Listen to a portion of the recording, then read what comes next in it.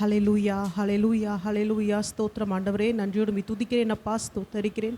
இந்த நல்ல காலை நேரத்திற்காக நன்றி செலுத்துகிறோம் அப்பா. மீண்டுமாக தேவ சமூகத்தில் கூடி வரும்படிக்கு கர்த்தர் கொடுத்த இந்த நல்ல நேரத்திற்காக நன்றி ராஜா. அப்பா, உம்முடைய கிருபைகள் இரக்கங்கள் பெரியது அப்பா. உண்மையுள்ள தேவனை ஆராதிக்க வந்திருக்கிறோம். இங்கே இருக்கிற ஒவ்வொருவர் மேலும் கர்த்தாவே உமது பரிசுத்த ஆவியின் அபிஷேகம் இறங்கட்டும்னு சொல்லி ஜெபிக்கிறோம் அப்பா. வல்லமையாய் நீர் இறங்குவீராக. ஒவ்வொருவருடைய ஆவி ஆத்மா சரீரத்தை புதுப்பிங்கப்பா, சுத்திகரிங்கப்பா. உற்சாகத்தின் ஆவினால நிரப்புங்கப்பா. பா, உமது கரத்தில் இந்த ஆராதனை ஒப்பு கொடுக்கிறோம். இந்த இடத்தை ஒப்பு கொடுக்கிறோம். எங்களுக்கு உண்டான எல்லாவற்றையும் ஒப்பு கொடுக்கிறோம். கர்த்தருடைய பரிசுத்த ஆளுகைக்கு எங்கள் எல்லாரையும் ஒப்பு கொடுத்து ஜெபிக்கிறோம். கர்த்தாவே, நீர் மாத்திரம் மகிமைப்படுவீராக. இயேசு கிறிஸ்துவின் நாமத்தில் பிதாவே, ஆமென்.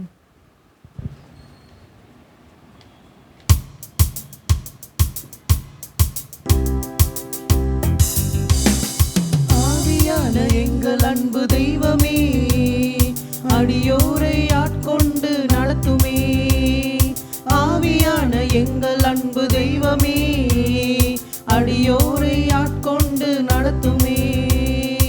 ஆட்கொண்டு எங்களை அனலாக்கும், ஆட்கொண்டு எங்களை அனலாக்கும். அன்பினால் இன்று அலங்கரியும், அன்பினால் இன்று அலங்கரியும். ஆவியான எங்கள் அன்பு தெய்வமே, அடியோரை ஆட்கொண்டு நடத்துமே. ஆவியான எங்கள் அன்பு தெய்வமே, அடியோரை ஆட்கொண்டு நடத்துமே. ஜெபிக்க வைக்கும் எங்கள் ஜெப வீரனே, துதிக்க தூண்டும் துணையாளரே. ஜெபிக்க வைக்கும் எங்கள் ஜெப வீரனே, துதிக்க தூண்டும் துணையாளரே. சாத்தானின் சகல தந்திரங்களை தகர்த்தெறிய வாருமையா. சாத்தானின் சகல தந்திரங்களை தகர்த்தெறிய வாருமையா. ஆட்கொண்டு எங்களை அனலாக்கும், ஆட்கொண்டு எங்களை அனலாக்கும். அன்பினால் இன்று அலங்கரியும், அன்பினால் இன்று அலங்கரியும். ஆவியான எங்கள் அன்பு தெய்வமே, அடியோரை ஆட்கொண்டு நடத்துமே. சாவுக்கேதுவான எங்கள் சரீரங்களை உயிர் பெற செய்பவரே. சாவுக்கேதுவான எங்கள் சரீரங்களை உயிர் பெற செய்பவரே. சரீரங்களின் தீய செயல்களை சாகடிக்க வாருமையா. சரீரங்களின் தீய செயல்களை சாகடிக்க வாருமையா. ஆட்கொண்டு எங்களை அனலாக்கும், ஆட்கொண்டு எங்களை அனலாக்கும். அன்பினால் இன்று அலங்கரியும், அன்பினால் இன்று அலங்கரியும். ஆவியான எங்கள் அன்பு தெய்வமே, அடியோரை ஆட்கொண்டு நடத்துமே. ஆவியான எங்கள் அன்பு தெய்வமே, அடியோரை ஆட்கொண்டு நடத்துமே. பலனில்லாத நேரங்களில் உதவிடும் துணையாளரே. பலனில்லாத நேரங்களில் உதவிடும் துணையாளரே. சொல்லொன்னா பெருமூச்சோடு ஜெபித்திட வாருமையா.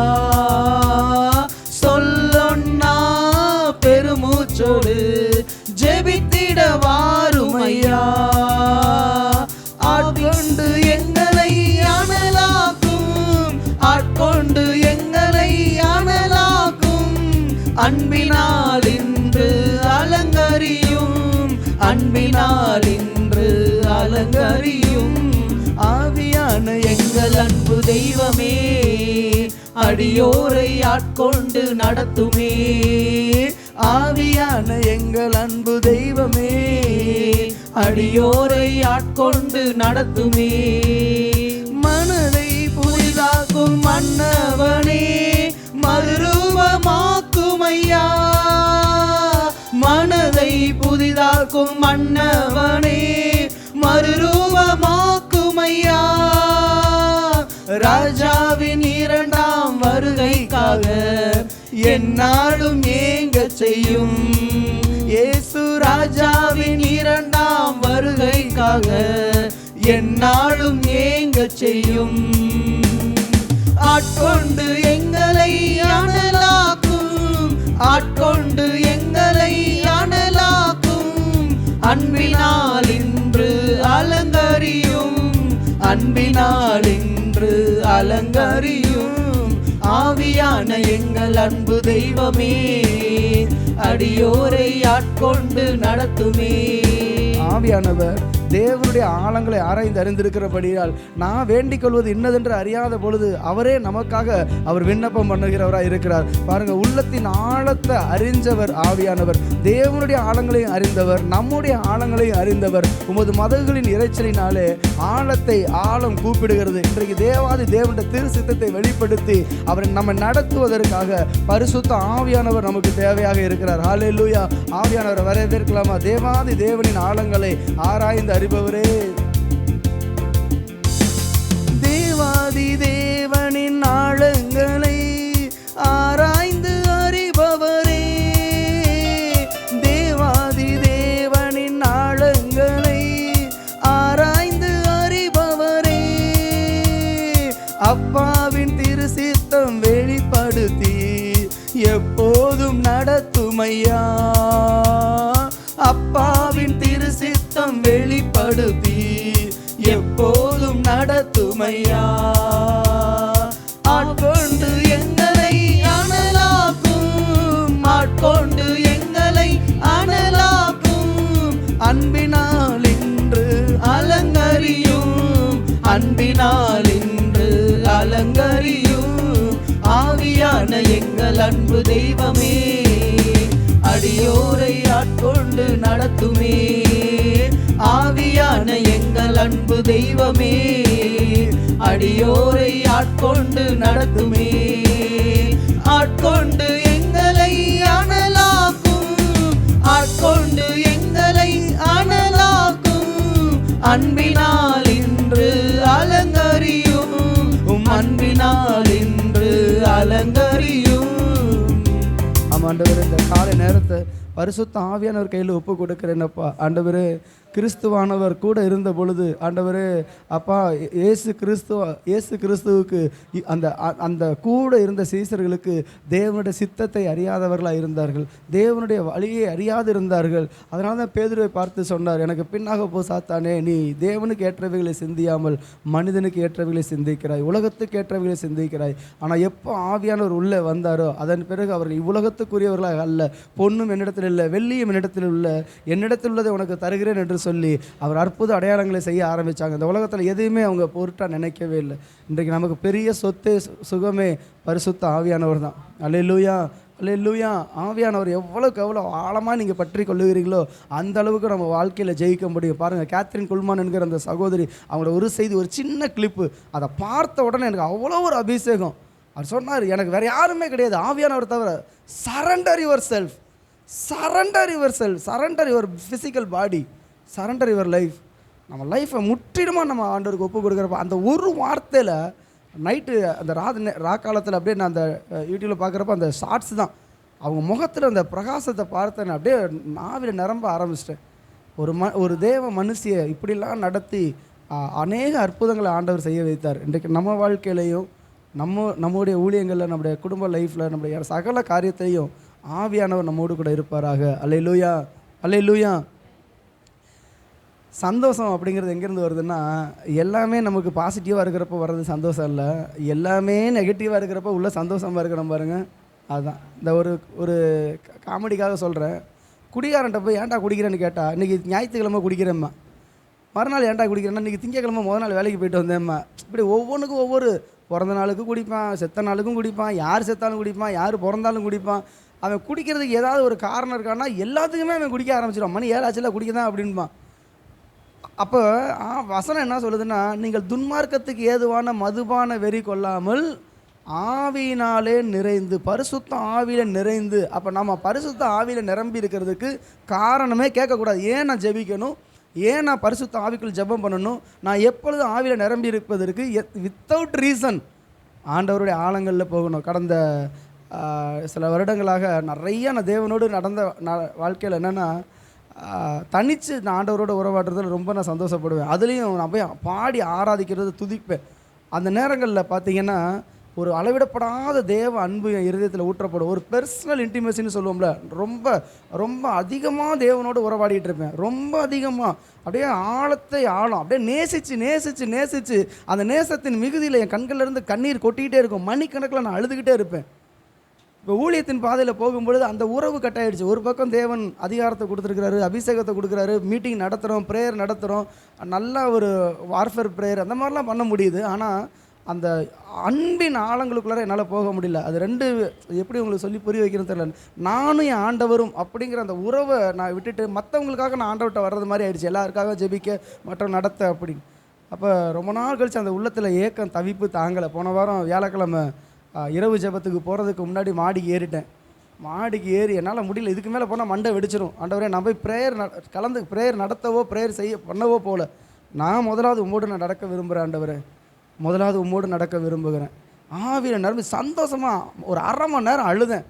அப்பாவுடைய அன்பு, என் அப்பா, என்னை படைச்ச அப்பா, என்னை உருவாக்கினவர், என்னை பார்த்து செதுக்கினவர், எனக்காக ஜீவனை கொடுத்தவர், மகா பாவியாகிய எனக்காக, ஒன்றுக்கும் உதவாத எனக்காக உயிரையே கொடுத்தவர். அவர் எப்படி நான் மறக்க முடியும்? நம்ம ஞாயிற்றுக்கிழமை ஆராதிக்கிறது வேறு, தனிப்பட்ட முறையில் நீங்கள் ஆராதிக்கிறது வேறு. ஊழியக்காரர்களுக்கு இருக்கிற ஒரு பெரிய பிரச்சனைனா, எல்லாரையும் ஊழியத்தில் நடத்திடலாம், ஜெபத்தில் நடத்திடலாம், ஆராதனை நடத்திடலாம், செய்தி கொடுத்துடலாம், மோட்டிவேட் பண்ணிடலாம். ஆனால் தனிப்பட்ட உறவு அப்படிங்கிறது பார்த்திங்கன்னா அது ஒரு பெரிய ஆழமான ஒரு சப்ஜெக்ட். அதுக்கப்புறம் போய் ஆண்டோடைய சமூகத்தில் உட்காந்து அரை மணி நேரம் அழுதுக்கப்புறம் தான் எனக்குள்ள ஒரு பெரிய பாரம் போச்சு. அப்பாவோட நான் ஒரு நல்ல ஒரு உறவு. எல்லாருக்கும் தெரியும், வெளியிலேருந்து பார்க்கும்போது பரவாயில்ல, ஏதோ சத்யநாதன் ஓடிட்டு இருக்கான் அப்படின்னு. ஆனால் எனக்குன்னு ஒரு வாஞ்சை, எல்லாத்தையும் விட்டுட்டு அப்பாவோட பாதத்தில் போய் உட்காந்துடணும். எல்லாத்தையும் விட்டுட்டு எதுவும் எனக்கு தேவையில்லை. என் மனைவிட்ட கேட்டு பாருங்கள், ஆண்டவராக உலகமாக மனைவியானாக்க யாருமே கேட்க மாட்டேன். நேராக எதையுமே என்னைக்கு ஆண்டவர் என்னை தொட்டாரோ அந்த நாளிலிருந்து இன்ன வரைக்கும் உலகம் எனக்கு பின்னே, சிலுவை எனக்கு முன்னே. அப்போ அதை நோக்கி நம்ம ஓடும் பொழுது, அதனால தான் ஆண்டவர்கிட்ட நம்ம ஏதாவது நம்ம கேட்கும் பொழுது, நாம் எதையாகிலும் அவருடைய சித்தத்தின்படி கேட்டால் நமக்கு செவி கொடுக்கிறார் என்பது நாம் அவரை பற்றி கொண்டிருக்கிற தைரியமாக இருக்கிறது. நமக்கு ஒரு தைரியம் உண்டாகணும். அல்லேலூயா. குற்ற மனசாட்சியோடு சில நம்ம ஆண்டவர்கிட்ட கிட்ட நெருங்க தான் அப்பாவுடைய வேதனை புரியுங்க. பல நேரத்தில் ஆண்டவர்கிட்ட என்ன நினைக்கிறோம், நம்ம வேதனை புரியுமான்னு ஆண்டவர்கிட்ட கேட்குறோம். ஆனால் ஆண்டவருக்கு ஒரு வேதனை இருக்குது தெரியுமா? நீங்கள் பழகி பாருங்கள், பேசி பாருங்கள், உள்ளம் திறந்து சொல்லுவார். என் மக்கள் எப்படி பண்ணுறாங்க, என்னோட ஜனங்களால் நான் சிறுமைப்படுறேன் அப்படிம்பார். என் தேசத்தால் சிறுமைப்படுறேன். அவருடைய உள்ளத்தின் ஆழத்தை நம்ம அறியும் பொழுது அப்பாவுக்கு அவ்வளோ சந்தோஷமாக இருக்கும். அல்லேலூயா. குதூகலம் கொண்டாட்டமே என் இயேசுவின் சன்னிதானத்தில், ஆனந்தமே என் நண்பரின் திருப்பாதத்தில். ஆண்டோடைய சமூகத்தில் நம்ம பாடி ஆராதித்து களி கூர்ந்துருக்கணும். எங்கேயுமே இல்லாத ஒரு பேரின்பம், சந்தோஷம் நம்மிடத்தில் இருக்குது. நான் திருநெல்வேலிக்கு போயிருந்தேன், உங்களுக்கு தெரியும் நினைக்கிறேன், நெல்லைக்காரங்களுக்கு. பேரின்ப விலாசன்னு சொல்லிட்டு ஒரு தியேட்டர் நினைக்கிறேன். தியேட்டருக்கு பேர் பேரின்ப விலாஸ். அங்கே போய் பேரின்பம் வருது. அவர் நடத்துகிறவர் ஒரு கிறிஸ்டியன் தான் சபை வச்சு அந்த இது நடத்தியிருந்த தியேட்ரு. கிறிஸ்டியன்ஸு தியேட்டர் நடத்தக்கூடாது, அதுவும் பேரின்ப விலாசம். சபையில் இருக்கிற பேரை எடுத்துகிட்டு அங்கே கொண்டு போய் வச்சு, அதாவது பேரின்பமே நித்திய பேரின்பம் அவட்டத்தில் தான் இருக்குது, சினிமா தியேட்டரில் இல்லை. ஆனால் நம்மோடு ஆண்டவர் இருக்கிறார். அல்லேலூயா. பாடி ஆராதிக்கலாமா?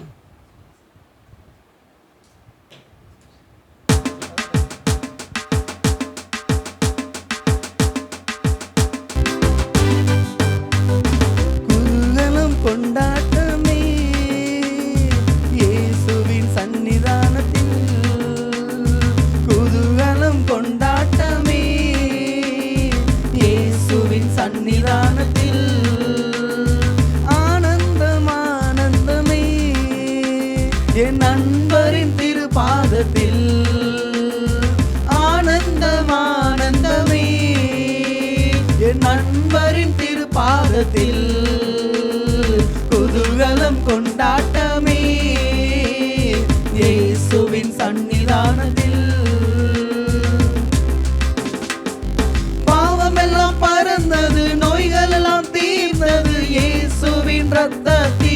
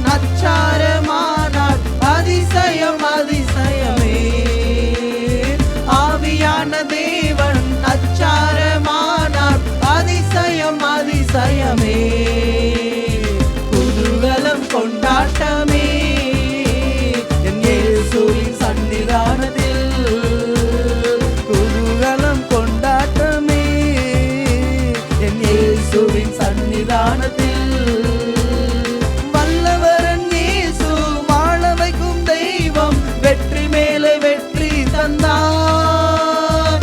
வல்லவரன் இயேசு வாழ வைக்கும் தெய்வம் வெற்றி மேலே வெற்றி தந்தார். ஒரு மனமாய் கூடி ஓசன்னா பாடி ஊரெல்லாம் கொடி ஏற்றுவோம். ஒரு மனமாய் கூடி ஓசன்னா பாடி ஊரெல்லாம் கொடி ஏற்றுவோம். குதூகலம் கொண்டாட்டமே என் இயேசுவின் சன்னிதானத்தில் குதூகலம் கொண்டாட்டமே என் இயேசுவின் சன்னிதானத்தில் எக்கால சத்தம் தூதர்கள் கூட்டம் நேசர் வருகின்றார். என் இயேசு வரப்போகிறார். எக்கால சத்தம் தூதர்கள் கூட்டம் நேசர் வருகின்றார். ஒரு நொடி பொழுதில் மறுரூபமாவோம் மகிமையில் பிரவேசிப்போம். ஒரு நொடி பொழுதில் மறுரூபமாவோம் மகிமையில் பிரவேசிப்போம். குதூகலம் கொண்டாட்டமே இயேசுவின் சன்னிதானத்தில் குதூகலம் கொண்டாட்டமே என் இயேசுவின் சன்னிதானத்தில் கூடுமே எல்லாம் கூடுமே உம்மாலே எல்லாம் கூடும். கூடாதது ஒன்றுமில்ல உம்மால் கூடாதது ஒன்றுமில்ல.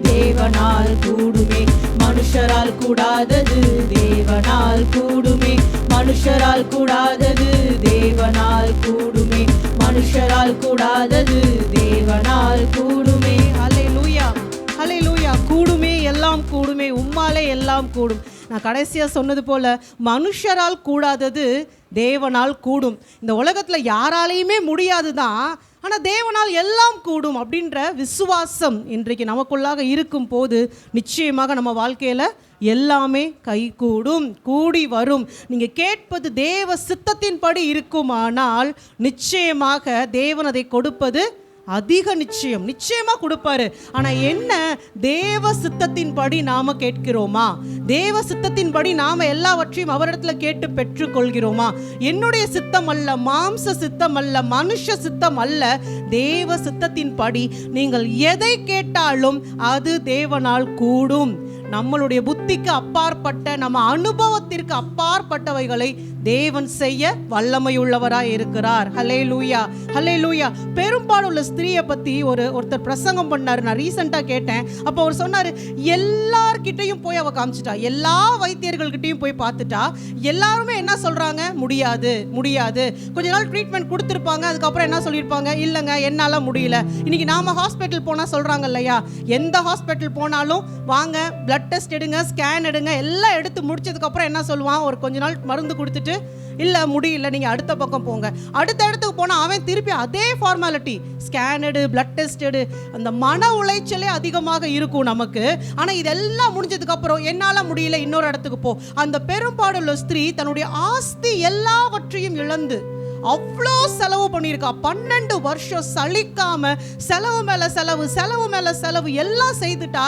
இப்போ அவளுக்கு நல்லா தெரியும், இனிமே டாக்டர்கிட்ட போகிறதுக்கு நான் சும்மா இருக்கலாம். நம்ம நினைப்போம்ல, ஐயோ அந்த ஹாஸ்பிட்டல் போய் இன்னும் நான் மன உளைச்சலுக்குள்ள ஆளாகிறதுக்கு நான் வீட்டிலையே இருந்துடுறேன். ஆனால் அப்போ தான் நம்ம சொல்லுவோம், கர்த்தாவே நீங்கள் சுகப்படுத்துங்க. எப்போ எல்லா டாக்டராலையும் முடியாதுனதுக்கு அப்புறம் நம்ம என்ன சொல்லுவோம், வீட்டில் வந்துட்டு ஆண்டவரே சுகப்படுத்தட்டும். சில சமயத்தில் டாக்டர்ஸே சொல்லுவாங்க, கர்த்தர் தான் சுகப்படுத்தணும், உங்கள் கடவுள் தான் உங்களுக்கு சுகத்தை கொடுக்கணும். அப்படிப்பட்ட நிலைமையில் இருக்கிற அந்த பெரும்பாடுள்ள ஸ்திரீ இயேசு கிறிஸ்துவை பற்றி கேள்விப்படுறா. அவளுக்குள்ள என்ன ஒரு விசுவாசம், அவளுடைய வஸ்திரத்தின் ஓரத்தையாகிலும் நாம் போய் தொட்டா. அவள் வேற எங்கேயுமே ரெக்கமெண்டேஷனுக்கு போல. அந்த பிரசங்கியர் அதை தான் சொன்னார், பேதுரு கிட்ட போல, யோவான் கிட்ட போல, யாராவது போய் சொல்லுங்களேன், உங்கள் போதகர்கிட்ட சொல்லி எனக்கு சுகம் கொடுக்க சொல்லுங்களேன்னு ரெக்கமெண்டேஷன் கேட்டு போகலை. ஒருவேளை போயிருந்தா அவங்க என்ன சொல்லியிருப்பாங்க, நீ தீட்டுள்ளவள், நீ கிட்ட வராது. அதான் நடந்திருக்கும், அவளுக்கு நல்லாவே தெரியும். வேற மனுஷன் கிட்ட போனாலும் அதுதான் நடந்திருக்கும். ஆனா அவளுக்குள்ளாக எப்படியாகிலும் ஒரு சுகத்தை பெற்றுக்கொள்ள வேண்டும்ன்ற வாஞ்சை இருந்தது. பிளஸ் அந்த பிரசங்கியர் சொன்னது இலவசமா. அவ ஆஸ்தி எல்லாம் போயிடுச்சு, இயேசு கிறிஸ்துட்ட போனால் அவர் காசு கேட்க போறது கிடையாது, இலவசமாக. அவர் அதோட முடிச்சாரு. ஆனால் ஆண்டவர் என்கிட்ட இன்னொன்று சொன்னார், அது மாத்திரம் இல்லை, அவளுக்கு நல்லா தெரியும் இவர்கிட்ட போனால் கண்டிப்பாக எனக்கு சுகம் கிடைக்கும். அதுதான் விஷயம். காசு, பணம், ரெக்கமெண்டேஷன் தாண்டி அவ்வளோ கான்ஃபிடென்ட்டாக இருந்தா, இயேசு கிறிஸ்துவின் வஸ்திரத்தின் ஓரத்தையாலும் தொட்டா கண்டிப்பாக எனக்கு சுகம் கிடைக்கும். ஏன் தெரியுமா, அவ கேள்விப்பட்ட வரைக்கும் இயேசு கிறிஸ்துட்ட போயிட்டு நடக்கலன்னு சொல்லி ஒருத்தனுமே வரல, ஒருத்தர் கூட வரல, ஒருத்தர் கூட சுகம் அடையாமல் வரவில்லை, பிசாசுகள் ஓடாம வரவில்லை. அவங்க என்ன நினைச்சு இயேசு கிறிஸ்து கிட்ட போனாங்களோ, போன அத்தனை பேரும் சுகத்தை பெற்றுக்கொண்டு தான் வந்தாங்க. அவ கேள்விப்பட்ட வரைக்கும் ஒருத்தர் கூட இல்லை நான் போனேன் எனக்கு சரியாகலன்னு சொல்லவே இல்லை. மருத்துவர்கிட்ட போனா ஒருத்தருக்கு சரியாகும், ஒருத்தருக்கு சரியாகாது. ஒருத்தருக்கு ஆப்ரேஷன் பண்ணி நல்லா இருப்பாங்க, அதே ஹாஸ்பிட்டல் இன்னொருத்தருக்கு ஆப்ரேஷன் பண்ணி அவங்க மரித்து போவாங்க. ஆனா இயேசு கிறிஸ்து கிட்ட எத்தனை பேர் வந்தாலும், எப்படிப்பட்ட வியாதியோடு வந்தாலும், எப்படிப்பட்ட சூழ்நிலையோடு வந்தாலும் சுகத்தை பெற்றுக்கொண்டு தான் திரும்பி போவாங்க. நீங்க ஆசீர்வாதத்தை பெற்றுக்கொண்டு தான் திரும்பி போவீங்க.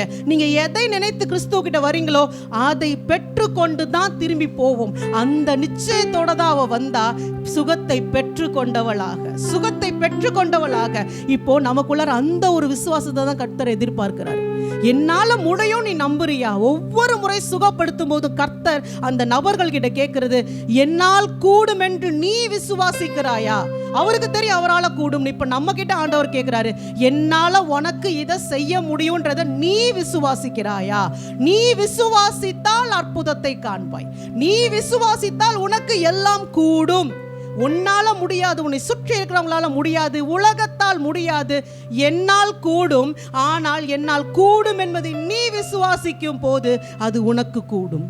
ஹல்லேலூயா. இன்னைக்கு அப்படிப்பட்ட ஒரு விசுவாசத்தோட, நிச்சயத்தோட நம்ம பாடலாமா? எவ்வளவு அற்புதத்தை செஞ்சிருக்காரு தேவன் வேதத்துல. அது வேதத்துல இருந்தவங்களுக்காக மாத்திரம் அல்ல, இன்றைக்கும் அதை விசுவாசிக்கிற நமக்காகவும் அந்த அற்புதத்தை அவர் செய்து கொண்டே இருக்கிறார். ஆண்டவரே, இன்னைக்கு எங்கள் விசுவாசத்தை வர்த்திக்க செய்யுங்கப்பா அப்படின்னு சொல்லி உற்சாகமாய் பாடலாமா? தேவா, நான் எதினால் விசேஷித்தவன்? என் படிப்பு, பணம், பேர், புகழ், என் அந்தஸ்து, அழகு, இதனால நான் விசேஷித்தவனா கிடையாதுப்பா. நீங்க என் கூட இருக்கிறதுனால, உங்க பிரசன்னம் என் கூட வரதுனால நாங்கள் விசேஷித்தவர்களாக இருக்கிறோம். நான் என் பிள்ளைங்கள்ட்ட சமீபத்தில் சொன்னதுதான், வீட்டில் பேசிட்டு இருக்கும்போது, இந்த உலகத்துல எல்லாமே நமக்கு இருந்தும் இயேசு நம்ம கிட்ட இல்லைன்னா ஒண்ணுமே இல்லை. இந்த உலகத்துல ஒண்ணுமே இல்லை, ஆனா இயேசு என் கூட இருக்கார் அப்படின்னா எனக்கு எல்லாம் இருக்கிறது, எல்லாமே இருக்குது. அதுதான் என்னை விசேஷித்தவனாக மாற்றுகிறது. சோ உற்சாகமாய் பாடலாமா? தேவா, நான் எதினால் விசேஷித்தவன்.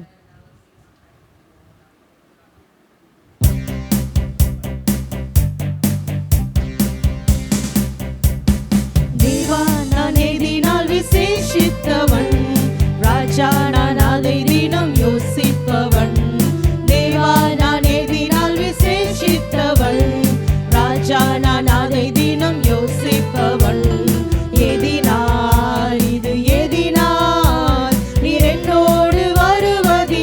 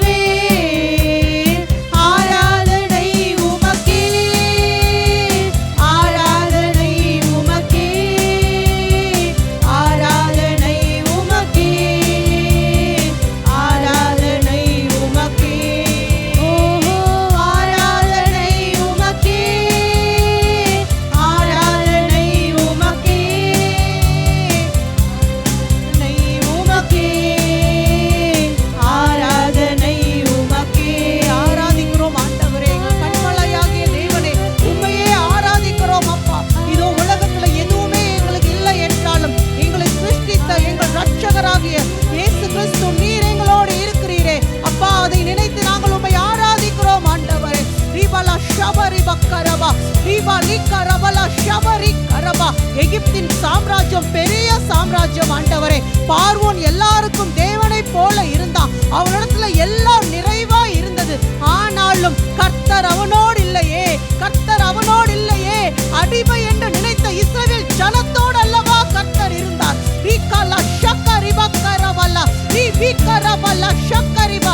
உலகத்துல எத்தனையோ பேர் செல்வத்தோட பதவியோட பணத்தோட தாங்கள் நினைத்தபடி எல்லாம் வாழ்ந்து கொண்டிருக்கலாம்.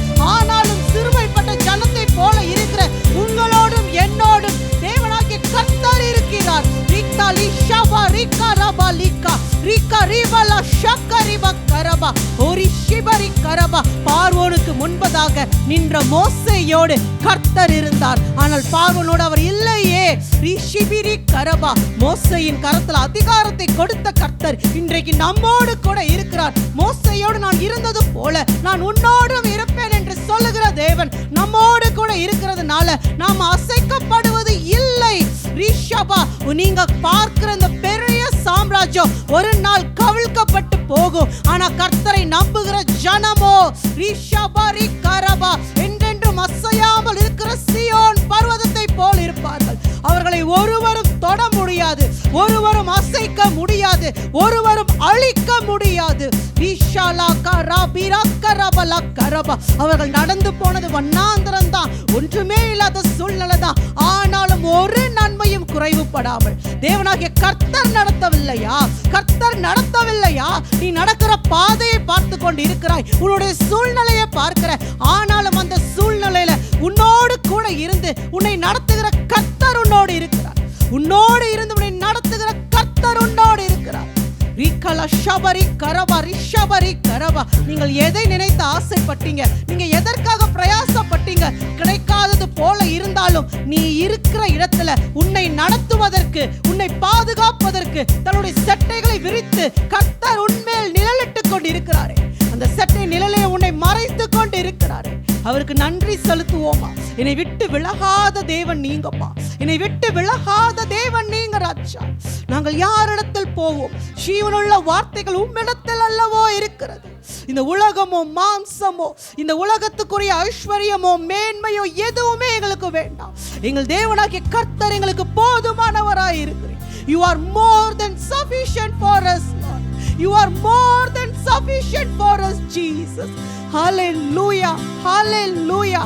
தாவீது வண்ணாந்திரத்துல ஓடின போது தாவீது கூட யாருமே இல்ல, ஆனா கர்த்தர் இருந்தார். சவுலுக்கு சிங்காசனம் இருந்துச்சு, அடியாட்கள் இருந்தாங்க, ராஜ்யம் இருந்துச்சு. ஆனாலும் கர்த்தர் சவுலோடு இல்லையே. இன்றைக்கு கர்த்தர் சொல்றார், நான் உன்னோடு இருக்கிறேன். I am with you, I am with you. நான் உன்னை விட்டு விலகுவதும் இல்லை, உன்னை கைவிடுவதும் இல்லை. ஒருவேளை நீங்க மோசேயை போல பயந்து போயிருக்கீங்களா? நான் தவறு செய்துட்டேன் ஆண்டவரே, உன் சமூகத்தை விட்டு ஓடி போயிட்டேன். கர்த்தர் இன்னைக்கு தேடி வராரு. மோசேயை அழைத்தது போல உங்களை அழைக்கும் படிக்கு அவர் தேடி வருகிறார். நிச்சயமா நீங்க யாரை பார்த்து பயந்து ஓடுனீங்களோ, யார் முன்னாடி தலை குனிந்து நின்னீங்களோ, அவர்களுக்கு முன்பதாக கர்த்தர் மோசேயை நிறுத்தினது போல உங்களையும் நிச்சயமாய் நிறுத்துவார். நீங்க பயப்பட வேண்டிய அவசியம் இல்லை. உங்களிலும் பலவான்களை பார்த்து, உலகத்தில பலவானா இருக்கிறவனை பார்த்து நீங்கள் பயப்பட வேண்டிய அவசியம் இல்லை. உங்களோடு இருக்கிறவர் பெரியவர், உங்களோடு இருக்கிறவர் பெரியவர், நம்மோடு இருக்கிறவர் பெரியவர். உலகத்தில் இருப்பவனை பார்க்கிலும் எங்களோடு இருக்கிற தேவனாகிய கர்த்தர் அவர் பெரியவர், அவர் வல்லமையான காரியங்களை செய்கிறவர். நன்றி செலுத்துகிறோம் ராஜா, நன்றி செலுத்துகிறோம் அப்பா. பார்வோனுக்கு மேல உன்னை அவனுக்கு ஆண்டவனாக தான் வைத்தேன்னு கர்த்தர் சொல்றாரு, அடிமையா வைக்கல. பார்வோனுடைய பார்வையில நீங்க அடிமையா இருக்கலாம். கர்த்தர் சொல்றாரு, அவன் மேல உன்னை ஆண்டவனாக வைத்தேன், அவன் மேல உன்னை ஆண்டவனாக வைத்தேன். உன் சூழ்நிலையின் மேல உன்னை ஆண்டவனாக தான் கர்த்தர் வைத்து இருக்கிறாரே தவிர ஒருபோதும் அடிமையாக வைக்கவில்லை, அடிமையாக வைக்கவில்லை. அடிமைத்தனத்தின் நுகத்தை எல்லாம் முறித்து போட்டு ஒரு மெய்யான விடுதலை எங்களுக்கு கொடுத்திருக்கிறீங்களே, நன்றி செலுத்துகிறோம் ராஜா, நன்றி செலுத்துகிறோம் ஆண்டவரே. அப்பா, அக்கினி சூளையின் அனுபவமாக இருந்தாலும் கர்த்தர் எங்களோடு இருக்கிறீரப்பா, கர்த்தர் எங்களோடு இருக்கிறீர் ஆண்டவரே. நாங்கள் பொசுங்கி போகாத படிக்கு, நாங்கள் எரிந்து சாம்பலாகாத படிக்கு என் தேவ பிரசன்னம் எங்களை காத்துக் கொள்ளுதே. நாங்கள் அக்கினி சூளையை பார்க்கலப்பா, அது நடுவில் எங்களோடு நடைபெறுகிற கர்த்தரை நாங்கள் நோக்கி பார்க்கிறோம். நாங்கள் சிங்க கெவியை பார்க்கலப்பா, சிங்கத்தின் வாய்களை கட்டி போட்ட கர்த்தரை நோக்கி பார்க்கிறோம் ஆண்டவரே. கர்த்தரை நோக்கி பார்க்கிறோம் அப்பா. எங்கள் சூழ்நிலைகள்ல எங்களுக்கு ஜெயம் கொடுக்கிற கர்த்தரை நோக்கி நாங்கள் இன்றைக்கு பார்க்கிறோம் ஆண்டவரே. கர்த்தரை நோக்கி பார்க்கிறோம் அப்பா. எங்களை ஆற்றுகிறவரே, எங்களை தேற்றுகிறவரே, எங்களை வழி நடத்துகிறவரே, எங்களை தாய் போல தாங்கி சுமப்பவரே, உம்மை நோக்கி பார்க்கிறோம் ராஜா. உம்மை நோக்கி பார்க்கிறோம் அப்பா. எங்கள் கண்கள் உம்மையை நோக்கி பார்க்கட்டும். நீங்க சூழ்நிலையை பார்த்தீங்கன்னா விழுந்து போவீங்க. கர்த்தரை நோக்கி பார்க்கிற ஒருவனும் ஒருபோதும் வெட்கப்பட்டு போவது கிடையாது. வெட்கப்பட்டு போனதே இல்லை, வெட்கப்பட்டு போனதில்லை அப்பா. உங்க முக பிரகாசத்தை எங்கள் மேல வீச செய்யும் ஆண்டவரே. இன்றைக்கு இங்க இருக்கிற ஒவ்வொருவர் மேலும் கர்த்தாவே உங்க முக பிரகாசம் வீசட்டும் அப்பா, வீசட்டும் ஆண்டவரே. அப்பா உம்முடைய முக பிரகாசத்தை இஸ்ரவேல் ஜனத்தின் மேல வீச செய்வேன்னு சொன்னீங்கப்பா. இன்றைக்கு எங்க மேல கர்த்தருடைய முக பிரகாசம் வீசட்டும். அந்த மகிமையின் பிரசன்னம் எங்கள் மேல இறங்கட்டும்னு சொல்லி அப்பா எங்களை ஒப்பு கொடுக்கிறோம். அப்பா எங்களை ஒப்பு கொடுக்கிறோம். மோசையின் முகம் பிரகாசித்தது போல இன்றைக்கு கர்த்தர் ஆசீர்வதிக்கிறார். இஸ்ரவேலை ஆசீர்வதித்தது போல இன்றைக்கு நம்மையும் ஆசீர்வதிக்கிறார். உமது முக பிரகாசம் இதோ எங்கள் மேல அது வீசுவதற்காக நன்றி செலுத்துகிறோம் ஆண்டவரே, நன்றி செலுத்துகிறோம் ஆண்டவரே. நன்றி அப்பா. அப்பா எங்கள் மேன்மைகள் எல்லாவற்றையும் உங்க பாதத்துல வைக்கிறோம் ஆண்டவரே, உங்க பாதத்துல வைக்கிறோம் அப்பா. அந்த 24 மூப்பர்களும் தங்கள் கிரீடங்களை கலட்டி கர்த்தருடைய பாதத்திலே வைத்துட்டு தான் சாஷ்டாங்கமா விழுந்து அவரை பணிந்து கொண்டாங்களாம். இன்றைக்கு எதெல்லாம் நீங்க மேன்மைன்னு நினைக்கிறீங்களோ கர்த்தர் கொடுத்ததாவே இருக்கட்டுமே, அத்தனை மேன்மையையும் கர்த்தருடைய பாதத்துல வைத்து விட்டு அப்பா நான் என்னை அப்படியே உமது சமூகத்துல தாழ்த்துகிறேன்னு சொல்லி அவர் பாதத்துல சாஷ்டாங்கமாய் விழுந்து, சாஷ்டாங்கமாய் விழுந்து தேவாட்டு குட்டியானவரை ஆராதிப்போமா, அவரை ஆராதிப்போமா. என்னை தாய் போல தேற்றி ஒரு தகப்பனை போல அரவணைத்து ஆற்றி தேற்றி அரவணைத்து நடத்தி வந்தீரே, உமக்கு நன்றி. ஒருவேளை தாய் நம்மை நேசிக்காமல் இருந்திருக்கலாம், தகப்பனுடைய அன்பு குறைவாக இருந்திருக்கலாம், எனக்கு இவங்க இல்லை அவங்க இல்லை, இவங்க செய்யல அவங்க செய்யல. கர்த்தர் இன்றைக்கு எல்லாமுமாய் நம்மிடத்துல வருகிறார், எல்லாமுமாய் வருகிறார்.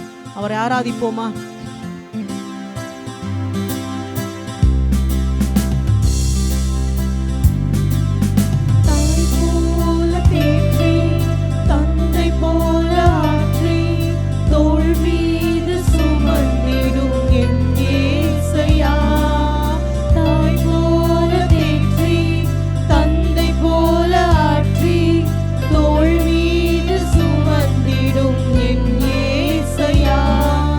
உம்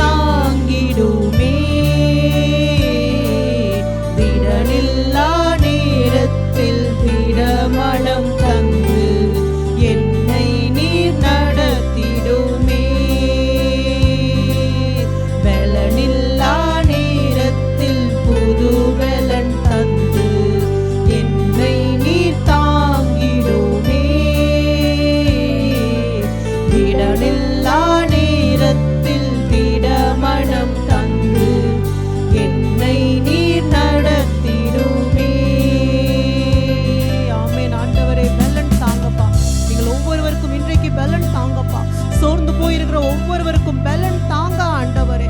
எலியாவை போல தனிமையாக வனாந்தரத்துல புலம்பிக் கொண்டிருக்கிற ஒவ்வொருவரையும் கண்ணோக்கி பாருங்கப்பா. அற்புதங்களை செய்த போது கைத்தட்டின கூட்டம் உண்டு. நாங்கள் மேன்மையா இருந்த போது எங்களை உயர்த்தி பேசின கூட்டம் உண்டு. எங்களிடத்துல நன்மையை பெற்றுக்கொள்ளும் போது எங்களை வாழ்த்தினவர்கள் அநேகம் உண்டு. ஆனால் எங்களுக்கு ஒரு பிரச்சனைன்னு வந்த போது, நாங்கள் கண்ணீரோடு இருந்த போது எங்களை தேற்ற வர ஒருவரும் இல்லையே, எங்களுக்கு உதவி செய்ய யாருமே இல்லையே, ஒரு ஆறுதலான வார்த்தை சொல்லக்கூட யாருமே இல்லையே. ஆனாலும் நாங்கள் உயர்ந்திருந்தாலும் தாழ்ந்திருந்தாலும் எங்களோடு இருக்கிறவர் நீர் மாத்திரம் ஆண்டவரே. எலியாவை நீர் தேற்று நீரப்பா. ஒருத்தரும் எலியாவை தேற்றலப்பா. அற்புதத்தை பார்த்தவர்கள் உண்டு ராஜா. இதோ கர்மேல் பர்வதத்தில் அவர் அக்கினியை இறக்கின போது உயர்த்தினவர்கள் வாழ்த்தினவர்கள் எத்தனையோ பேர் இருக்காங்கப்பா, எத்தனையோ பேர் இருக்காங்கப்பா. பெருமழை பெய்த போது அவரை உயர்த்தி வாழ்த்தினவர்கள் அத்தனை பேர் இருந்தாங்க. ஆனா எலியா சோர்ந்து போய் இருந்த போது, என் ஜீவன் போனா பரவாயில்ல அங்கலாய்த்து கதறின போது ஒருத்தரும் எலியா கூட இல்லப்பா. யாருமே எலியாவை தேற்ற வரல. ஆனாலும் நீங்க கைவிடல ஆண்டவரே. நீங்க தேடி போனீங்கப்பா, தேற்றுனீங்கப்பா, நடக்க செய்தீங்கப்பா. உங்க பர்வதம் வரைக்கும் நடக்க பலன் கொடுத்தீங்க ஆண்டவரே. இன்றைக்கு அப்படியாக நீர் எங்களை பலப்படுத்துகிறீர் ஆண்டவரே. எங்களை பலப்படுத்துறீங்கப்பா. மனிதனுடைய வார்த்தைகள், மனிதனுடைய காயப்படுத்துகிற வார்த்தைகளால காயப்பட்டு இருக்கிற ஒவ்வொருவரையும் இன்றைக்கு நீங்க பலப்படுத்துறீங்க. எலியாவே, இங்கே உனக்கு என்ன வேலை? நீ போக வேண்டிய தூரம் வெகு தூரம். இது எல்லாவற்றையும் உதறி தள்ளிவிட்டு நீ கர்த்தருடைய பர்வதத்தை நோக்கி, அந்த கல்வாரி சிலுவையை நோக்கி நீ தொடர்ந்து பயணம் செய். உன்னை பலப்படுத்துகிற கர்த்தர் உன்னோடு இருக்கிறார். நீ போக வேண்டிய தூரத்தை, உன்னுடைய லக்கை நீ அடையும் படிக்கு உன்னை நடத்துவதற்கு தேவனாகிய கர்த்தர் உன்னோடு இருக்கிறார். சுற்றி இருக்கிற மனிதர்களையோ சூழ்நிலையோ நீ பார்க்க வேணான்னு கர்த்தர் சொல்றார். கர்த்தர் சொல்றார், கர்த்தருடைய கரத்துல அற்புதத்தை பெற்றுக்கொண்ட யாருமே அந்த கல்வாரி அடியில் அவரோடு கூட இல்லையே, அந்த பாடுகளின் மத்தியில் அவரோடு கூட இல்லையே. அவர் நேசித்த சீஷர்களிடத்துல, அந்த அப்போஸ்தலர்கள் இடத்துல, ஒரு மணி நேரமாவது என்னோடு கூட விழித்திருந்து ஜெபிக்க கூடாதான் கேட்ட போது யாருமே இல்லையே. ஆனாலும் இயேசு கிறிஸ்துவை ஒரு தூதனை அனுப்பி பிதா தேற்றினது போல இன்றைக்கு நீ தனிமையா இருக்கிற ஒவ்வொரு நேரத்திலும், நீ சோர்ந்து போய் பலனே இல்லாமல் இருக்கிற ஒவ்வொரு நேரத்திலும் உன்னை தேற்றும் படிக்கு கர்த்தருடைய கரம் உன்னோடு இருக்கிறது. நீ கலங்க வேண்டான்னு கர்த்தர் சொல்றார். எப்பொழுதும் உலகத்தின் முடிவு பரியந்தம் சகல நாட்களிலும் நான் உங்களோடு கூட இருந்து உங்களை பலப்படுத்தி உங்களை ஆற்றி தேற்றி அந்த பரலோக வாசலுக்குள்ளாக உங்களை நடத்தி கொண்டு போவேன். நீங்கள் என்னுடைய சனம், என் மேய்ச்சலின் ஆடுகளா இருக்கிறீர்கள். நான் உங்கள் நல்ல மேய்ப்பனா இருக்கிறேன். உங்களுக்காக ஜீவனையே கொடுத்தேனே, இன்னும் உங்களை நடத்துவதற்கு நான் வல்லமையுள்ள தேவன் அல்லவோன்னு கர்த்தர் சொல்றாரு. இதற்காக நாங்கள் நன்றி செலுத்துகிறோம் அப்பா. இந்த ஆராதனை உங்க கரத்திலே ஒப்பு கொடுக்கிறோம். கர்த்தர் மாத்திரம் மகிமைப்படுவீராக. இயேசு கிறிஸ்துவின் நாமத்தில் பிதாவே, ஆமென்.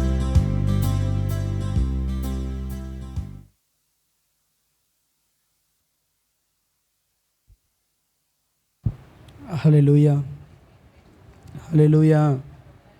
சத்தத்தை காணா. ஹல்லேலூயா. ஆண்டவருடைய கரம் நம்ம கூட எப்போயுமே இருக்கும். 2 நாளைக்கு முன்னாடி 127வது சங்கீதத்தை நான் வாசிச்சுட்டு இருந்தேன். அதிகமாக வாசிச்சுட்டு இருக்கப்போ அதில் ஒரு வசனம், 3வது வசனத்தை நீங்கள் பார்க்கும் பொழுது முதல் 2 வசனம் சொல்லுது, கர்த்தர் வீட்டை கட்டாராகில் அதை கட்டுடைய பிரயாசம் விருதா, கர்த்தர் நகரத்தை காவாராகில் அது காவல் காக்கிறவுடைய காவலாளர் விழித்திருக்கிறது விருதான்னு சொல்லி. 3வது வசனம் சொல்லப்பட்டிருக்கு, நீங்கள் அதிகாலையில் எழுந்து நேரப்பட வேலையிலே தரித்து வருத்தத்தின் அப்பத்தை சாப்பிடுகிறதும் விருதா, அவரே தமக்கு பிரியமானவனுக்கு நித்திரை அளிக்கிறார். ஆனால் அதுக்கு உண்மையான இந்த செகண்ட் பார்ட் என்ன அப்படின்னா, பிரியமானவனுக்கு நித்திரை அளிக்கிறார் அல்ல, தமக்கு பிரியமானவனுக்கு நித்திரையிலேயே அதை அழிச்சிட்றாரு அப்படின்னு அர்த்தம். அதாவது எப்படின்னா, அந்நாட்களில் இப்போ இந்த விவசாய வேலைக்கு கூலி வேலைக்கு போகிறவங்க அதிகாலையில் எழுந்து, நீங்கள் தோட்ட வேலைக்கெலாம் போய் பார்த்தீங்கன்னா 4 மணிக்கெலாம் கையில் விளக்கு கொளுத்திக்கிட்டு போயிடுவாங்க, டார்ச் எடுத்துக்கிட்டு போயிடுவாங்க. பகல் முழுக்க வேலை செஞ்சு ராத்திரி இருட்டினதுக்கு அப்புறமும் கூட நேரப்பட வேலையில் தரித்து வருத்தத்தோடு சாப்பிட்றான் சாப்பாட்டை. ஆனால் தேவனுக்கு நீ பிரியமாக நடந்தனா நீ தூங்கிட்டு இருக்கும் பொழுது அது தந்துடுறாரு அப்படின்னு சொல்லி அந்த வசனம் இருக்குது. இந்த வசனத்தை நான் வாசித்த அன்றைக்கி எனக்கு ரொம்ப ஃபினான்ஸில் ரொம்ப கஷ்டம்னா எப்படி சொல்கிறேன்னே தெரில. அது பாட்டுக்கு போயிட்டுருக்குது. மனுஷர்கள்ட்ட நான் கேட்க மாட்டேன், யார்ட்டையும் போய் காணிக்கை கேட்க மாட்டேன். ஆனால் இப்போ நம்ம சர்ச்சில் எடுக்கிற காணிக்கையை வந்து நான் அதை வாடகைக்கு அந்த சர்ச் ரிலேட்டட் ஒர்க்குக்கு தான் நான் கொடுப்பேன். ஈபி பில்லு அல்லது ஏதாச்சும் வாங்குறதுனா தான். அப்போ நான் அந்த பணம் வந்து அந்தந்த மாதமே நம்மளுக்கு வந்து பார்த்திங்கன்னா கம்மியாக தான் வரும். நம்மளுக்கு வந்து அந்த எப்படி சொல்கிறதுன்னு தெரில. அதிலேருந்து நான் ஒரு 2500 எடுத்துட்டேன் இந்த மாதம் வாடகைக்கு. நம்ம அதை தான் போட்டு எடுக்கணும். ஆண்டவர் நான் என்ன பண்ணிட்டேன், நான் கொடுத்துருவேன். அது எப்படியும் ஆண்டவர் கொடுப்பாரு, நான் திரும்ப வாடகை கொடுக்குறப்ப சேர்த்து போட்டு கொடுத்துருவேன். ஆனால் அந்த வசனம் நீங்கள் சொல்லியிருக்கிறீங்க, கர்த்தருக்கு பிரியமானவனுக்கு அவன் தூங்கிட்டு இருக்கும் பொழுது அதை கொடுத்துருவீங்களே அப்படின்னு சொல்லிட்டு நான் ஜெபிச்சுட்டு விட்டுட்டேன். முந்தா நாள் வெள்ளிக்கிழமை அன்னைக்கு நான் கொஞ்சம் சீக்கிரமாக படுத்துட்டேன். பகலில் நிறைய அலைச்சல் இருந்துச்சு. அதுக்கு முதல் நாள் நைட் ப்ரேயர் எல்லாமே இருந்ததுனால சீக்கிரம் படுத்துட்டு காலையில் அதிகாலை ஜெபத்துக்கு எந்திரிச்சிடலான்ட்டு. காலையில் எந்திரிச்ச உடனே ஃபோனை போய் பார்ப்பேன். ஏன்னா மணி எத்தனை என்ன அப்படின்றத அலாரம்லாம் வச்சா அலாரம்லாம் எனக்கு கேட்காது. இவங்க அலாரம் அடித்தாலும் நான் மட்டும் தூங்கிட்டு இருப்பேன். ஆண்டவர் எழுப்புனா தான் எனக்கு. 3:30 மணிக்கு எந்திரிச்சிட்டேன். 3:45 எந்திரிச்சிட்டு போயிட்டு ஃபோனை பார்க்குறேன். ஒரு மெசேஜ், ஒரு அக்கௌண்ட் ஹஸ் பீன் கிரெடிட்டட் 5000 அப்படின்னு. ஆண்டவர் என்னது இது, ஆச்சரியமாக இருக்குது. நான் கண்ணாடி இப்போ என்னென்னா கண்ணாடி போடாமல் இது வேறு தெரிய மாட்டேங்குது. ஒருவேளை இது 500 5000 இல்லை 50,000 எனக்கு தெரிய மாட்டேங்குதுன்னு சொல்லிட்டு திரும்ப கண்ணாடி எடுத்து பார்த்தேன். 5000 வந்துச்சு. அப்போவே எதுக்குமா அப்படின்னு சொல்லி ஒரு அம்மா அனுப்பி விட்டுருந்தாங்க. அப்போ ஆண்டவருக்கு வாங்கின கடன் 2500 அடைச்சாச்சு. சண்டே சர்வீஸ் ஆச்சுன்னா நம்ம ஒரு நாளைக்கு சண்டேக்கு மட்டும் ஆட்டோ காசு காணிக்கை மற்ற எல்லா காரியமும் சேர்த்து 1000 1200 வந்துடும். மீதி நாளைக்கு என்ன ஆண்டவரே பண்ணுறதுன்னு பார்த்தா கர்த்தர் கிருபையாக நடத்தினார். என்னை நடத்துகிறவர் உங்களை நடத்துவார். ஆமேன்னு சொல்ல மாட்டேங்கிறீங்க. அல்லேலூயா, அல்லேலூயா. தேவன் நம்மோடு கூட இருக்கிறார். அதுக்கு முன்னாடி 5வது வசனம், அதுக்கு முன்னாடி 126:5 கண்ணீரோடு விதைக்கிறவர்கள் கம்பீரத்தோடு அறுப்பார்கள். நம்ம எல்லோரும் கண்ணீரோடு விதைச்சிக்கிட்டு தான் இருக்கிறோம். கண்ணீரை தவிர வேறு எதையும் விதைக்கிறது இல்லை. விதைக்கிறதுக்கு விதையும் காணோம், கண்ணீர் தான் நிறையா இருக்குது. ஆனால் நிச்சயமாக நீங்கள் கம்பீரமாய் அறுப்பீங்க. எனக்கு செய்த தேவன் உங்களுக்கும் நிச்சயம் செய்வார். இதை நேற்றைய தினத்தில் நான் திண்டுக்கல் பகுதியில் அங்கே நத்தம் நம்ம சிவராமன் ஃபேமிலியில் அங்கே போய் ஊழியத்துக்கு போயிருந்தேன். காலையில் எழும்பவே முடியல. காலைல வழக்கம் போல் நான் எந்திரிச்சு 4 மணிக்கு ஜெபமாக ஆரம்பிச்சுட்டு நான் 6:15 படுத்துட்டேன்.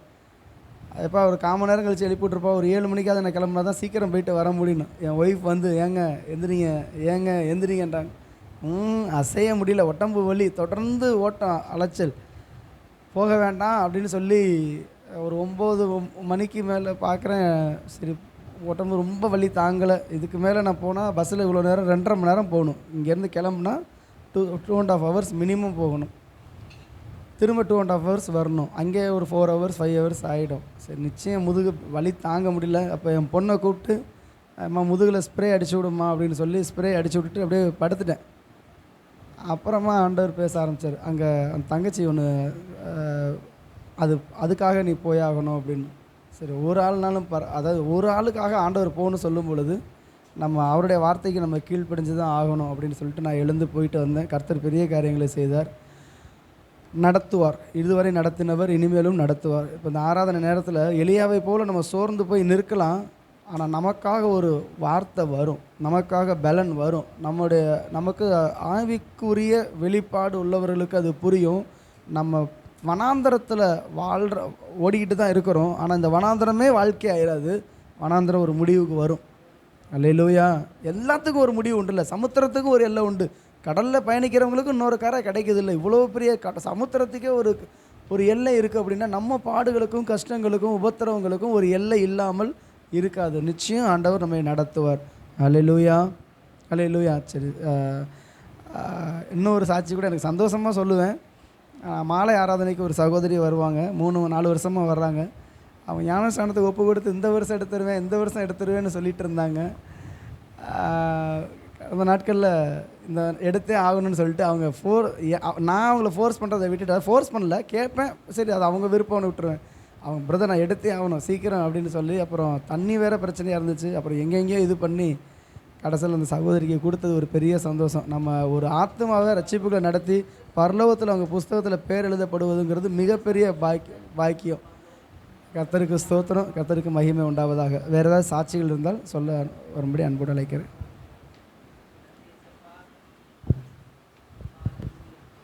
கர்த்தருடைய பரிசுத்த நாமத்துக்கு ஸ்தோத்திரம். போன வாரத்தில் வந்து மிட் டேர்ம் எக்ஸாம் இருந்தது. 3rd ஸ்டாண்டர்ட் வந்து பிளஸ்ஸி 3rd ஸ்டாண்டர்ட் 3rd ஸ்டாண்டர்ட்லேருந்து அவங்க வேறு செக்ஷனில் போய் உட்காந்து எழுதுவாங்க. அது வரைக்கும் அதே கிளாஸில் உட்காருவாங்க, அதே டீச்சர் தான் மானிட்டர் பண்ணுவாங்க, எல்லாமே ஈஸியாக இருக்கும். இப்போ வேறு செக்ஷன் போகிறதுனால ஃபஸ்ட்டு டைம் கொஸ்டின் பேப்பர்லாம் கொடுப்பாங்க. நாங்கள் வீட்டிலே சொல்லி தான் சரி ஃபஸ்ட் எக்ஸ்பீரியன்ஸ் இங்கே எப்படி பண்ணுது நமக்கு தெரியாதுன்னு சொல்லி எல்லாம் சொல்லி அனுப்பினோம். ஆனாலும் இவ என்ன பண்ணால் போயிட்டு ஃபஸ்ட் எக்ஸாமே இங்கிலீஷ் எக்ஸாம் முடிச்சுட்டு வீட்டுக்கு வந்து பார்த்தா 50 மார்க்ஸ்க்கு எக்ஸாமு எல்லாம் தரோவாக தெரியும். அந்த பிள்ளைக்கு வந்து தெரியாது உண்மையில்ன்ற மாதிரி வீட்டிலே அது ஒன்று தான் ரொம்ப நல்லா படிச்சிச்சு பிரச்சனை இல்லாமல். கிட்டத்தட்ட 14 மார்க்ஸை அட்டென்ட் பண்ணாமல் வந்திருக்கா. 50க்கு 14 மார்க்ஸ் அட்டென்ட் பண்ணலை அப்படின்னா, அதுவும் கிராமர் அட்டென்ட் பண்ணலை அப்படின்னா எனக்கு அவள் சொன்னோன்னே எனக்கு அடுத்து என்ன பேசுறது, 100க்கு 28 மார்க்ஸ் போயிடுச்சு. எனக்கு இப்போ என்ன பிரச்சனைனா, அவள் வந்து விட்டுட்டு வந்ததெல்லாம் எனக்கு பிரச்சனையே இல்லை. நான் அவளை தேற்றுவதற்கு ட்ரை பண்ணுறேன். பரவாயில்லை விட்டுரு, ஃபஸ்ட் எக்ஸ்பீரியன்ஸ் தானே.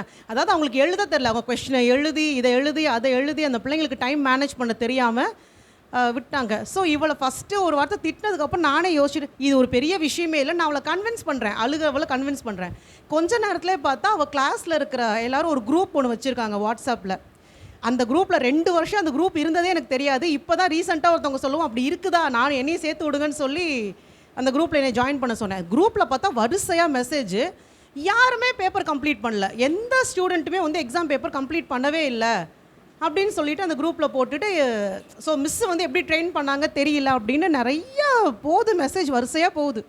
அப்போ இவளோட ஃப்ரெண்டு ஒரு பொண்ணு, அந்த பொண்ணு வந்துட்டு நல்ல ஒரு முஸ்லீம் சகோதரி தான். அவங்க நல்லா ரொம்ப எனக்கு ஃபஸ்ட்டு டைம் பார்த்தோன்னே அவங்க ரொம்ப நல்லா பிடிச்சி போச்சு. அவங்க தான் சொன்னாங்க இப்படி ஒரு குரூப் இருக்குது, என்ன பண்ணிட்டாமா இது கூட தெரியாமல் 2 வருஷம் இருந்திருக்கீங்க, சரி விடுங்க தெரியாமல் போச்சு, இப்போயாவது சேர்த்து விடுங்கன்ட்டு. ஸ்போர்ட்ஸ் டே அப்போ தான் அவங்கள பார்த்து பேசினேன். அவங்களுக்கு நல்லா தெரியும், ஆனால் பார்த்ததெல்லாம் கிடையாது. அந்த பொண்ணோட அப்பா வந்து எப்படி எனக்கு அந்த பொண்ணை நல்லா தெரியணும், அந்த பொண்ணோட அப்பா வந்து பெனிட்டாவுக்கு போன்வீட்டான்னு கூப்பிடுவார். அது பெனிட்டா இல்லை, அது போன்வீட்டா அப்படின்னு வர, அதனால கொஞ்சம் நல்லா ரெஜிஸ்டர் ஆயிருந்துச்சு. ஸோ ஸ்போர்ட்ஸ் டே அன்றைக்கி அவங்க நல்லா பேசினாங்க, என்கிட்ட நம்பர் வாங்கிக்கிட்டாங்க. ஸோ அவங்க பர்சனலாக ஃபோன் பண்ணிவிட்டு பெனிட்டாமா என்ன பிள்ளை எப்படி எழுதுனா அப்படின்னு. எல்லாரும் போலந்தான், அதுவும் வந்துட்டு கிராமர் எழுதலை, டைம் இல்லைன்னு சொல்லிருச்சு அப்படின்னு. அப்போ அவங்க சொன்னாங்க நானும் என் பிள்ளைய போட்டு அப்படியே திட்டிட்டேங்க, எனக்கே மனசு கேட்கல. அவங்க ரொம்ப நல்லா ஃப்ரீயாக பேசுனாங்க, அன்றைக்கே பேசுனாங்க இன்றைக்கும் பேசுனாங்க, நல்லா திட்டிட்டேன், அவள் அழுதுட்டா. அப்போது அந்த பிள்ளையோடைய அண்ணன் 5th ஸ்டாண்டர்ட் படிக்கிறான் அதே ஸ்கூலில், அவன் வந்து அவங்க அம்மாவை திட்டியிருக்கான். இப்போ எதுக்கு நீங்கள் அவளை போட்டு திட்டுறீங்க, ஃபஸ்ட் எக்ஸ்பீரியன்ஸ் அந்த பிள்ளை தெரியாமல் பண்ணிருச்சு, அதுவே அழுதுட்டுருக்கு, நீங்களும் எப்படி திட்டலாம், நீங்கள் அந்த பிள்ளையை தேட்டுற வழியை பாருங்கன்னு சொல்லிட்டு அவன் சொன்னதுக்கு அப்புறம் தாங்க எனக்கு மனசே ஆறுச்சுன்னு.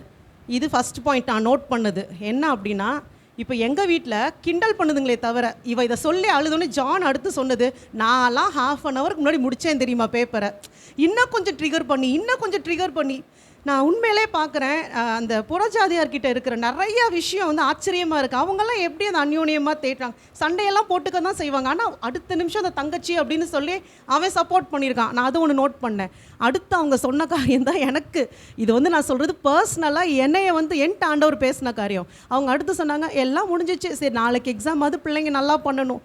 ஆனால் அவங்க சொல்கிறாங்க ஸ்போர்ட்ஸ் டே அப்போவே இதை சொன்னாங்க, திருப்பி ஞாபகப்படுத்துகிறாங்க, டெய்லி 1 hour அவங்க குரான் படிக்கிறதுக்கு பிள்ளைங்க 2 பேரையும் அனுப்புவாங்க சாயந்தரத்தில், டெய்லி 1 hour.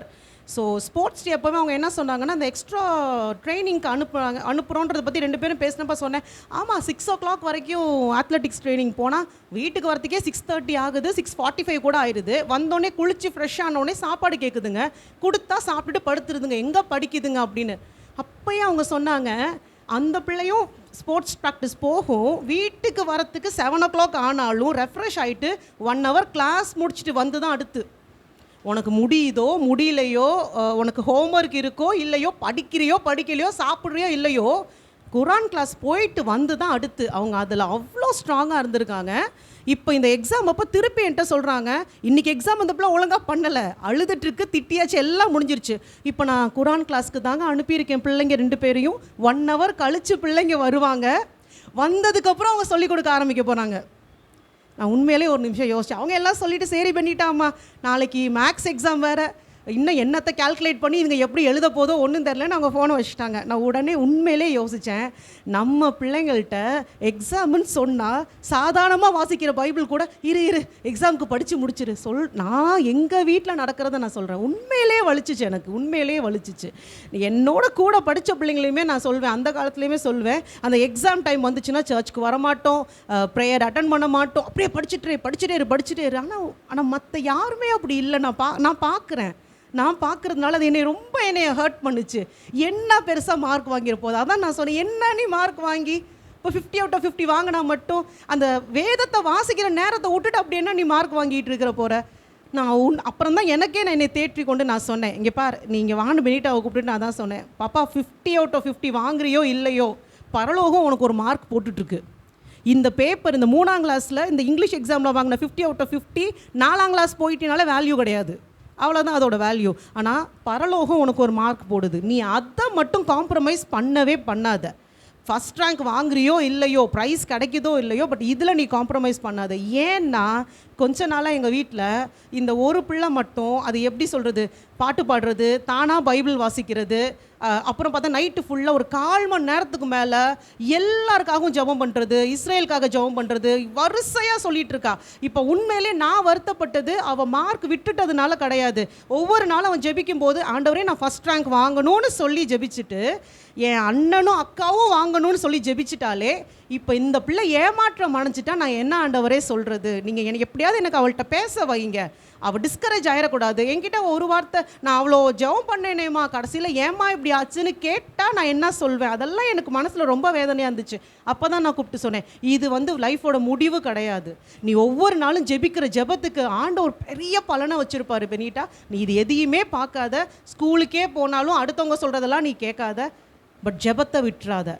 உன் ஃப்ரெண்ட்ஸ்க்காக நீ ஜெபிக்கிற ஜெபமும், நீ இந்த உலகத்தில் இருக்க சின்ன பிள்ளைங்களுக்காக ஜெபிக்கிற ஜெபமும் உண்மையிலே சந்தோஷமாக சொல்கிறேன். ஒரு நாள் தான் இஸ்ரேலை பற்றி சொல்லி கொடுத்தேன் அந்த பிள்ளைக்கு, உடனே கேட்டுட்டு தினம் அதுலேருந்து இஸ்ரவேலின் சமாதானத்துக்காக ஜெபிக்கணும், இஸ்ரவேலில் இருக்க ஜனங்களுடைய ரட்சிப்புக்காக ஜெபிக்கணும், உலகத்தில் இருக்க எல்லாம் ரட்சிக்கணும் ஜெபிக்கணும். நான் கர்த்தர்ட்ட சொன்னேன், இப்பையும் அற்புதம் செய்ய நீர் வல்லமையுள்ள தேவன் ஆண்டவரே, நாங்கள் அதை விசுவாசிக்கிறோம், அவ்வளோதான். அதை மட்டும் என் பிள்ளைக்கு நான் சொல்லி கொடுத்தேன். ஸோ இன்றைக்கி நான் சொல்லணும்னு நினச்சது தான், எது வந்தாலும் கர்த்தருக்கு கொடுக்குற நேரத்தை மட்டும் காம்ப்ரமைஸே பண்ணாதீங்க. வெற்றிலாம் தானாக வரும், அது தேவனுக்கு லேசான காரியம். அது எப்படி வேணாலும் அவர் கொடுத்துருவார், திடீர்னு கொடுத்துருவார். நம்ம பிரயாசப்படுறோமோ இல்லையோ, ஆனால் தேவனுடைய காரியத்தில் காம்ப்ரமைஸ் பண்ணிவிட்டு எதை போய் செஞ்சாலும் நான் அனுபவத்திலே பார்த்துட்டேன், கடைசியில் அது ஒன்றும் இல்லாமல் போயிடுது. அந்த 1 மார்க் வித்தியாசத்தில், அந்த 1% வித்தியாசத்தில் கோட்டை விட்டுட்டு தான் வளர்ந்துட்டே இருக்கும். அதை நான் நல்லா புரிஞ்சுக்கிட்டேன். நான் அதை சபையில் சொல்லணும்னு நினச்சேன். ஸோ கூடுமான வரைக்கும் ஃபஸ்ட் ப்ரிஃபரன்ஸ் ஃபார் காட், அதுக்கப்புறம் மற்ற எதை செய்தாலும் அது ஈஸியாக தேவன் நமக்கு வாய்க்க செய்கிறார். கர்த்தருக்கு ஸ்தோத்திரம்.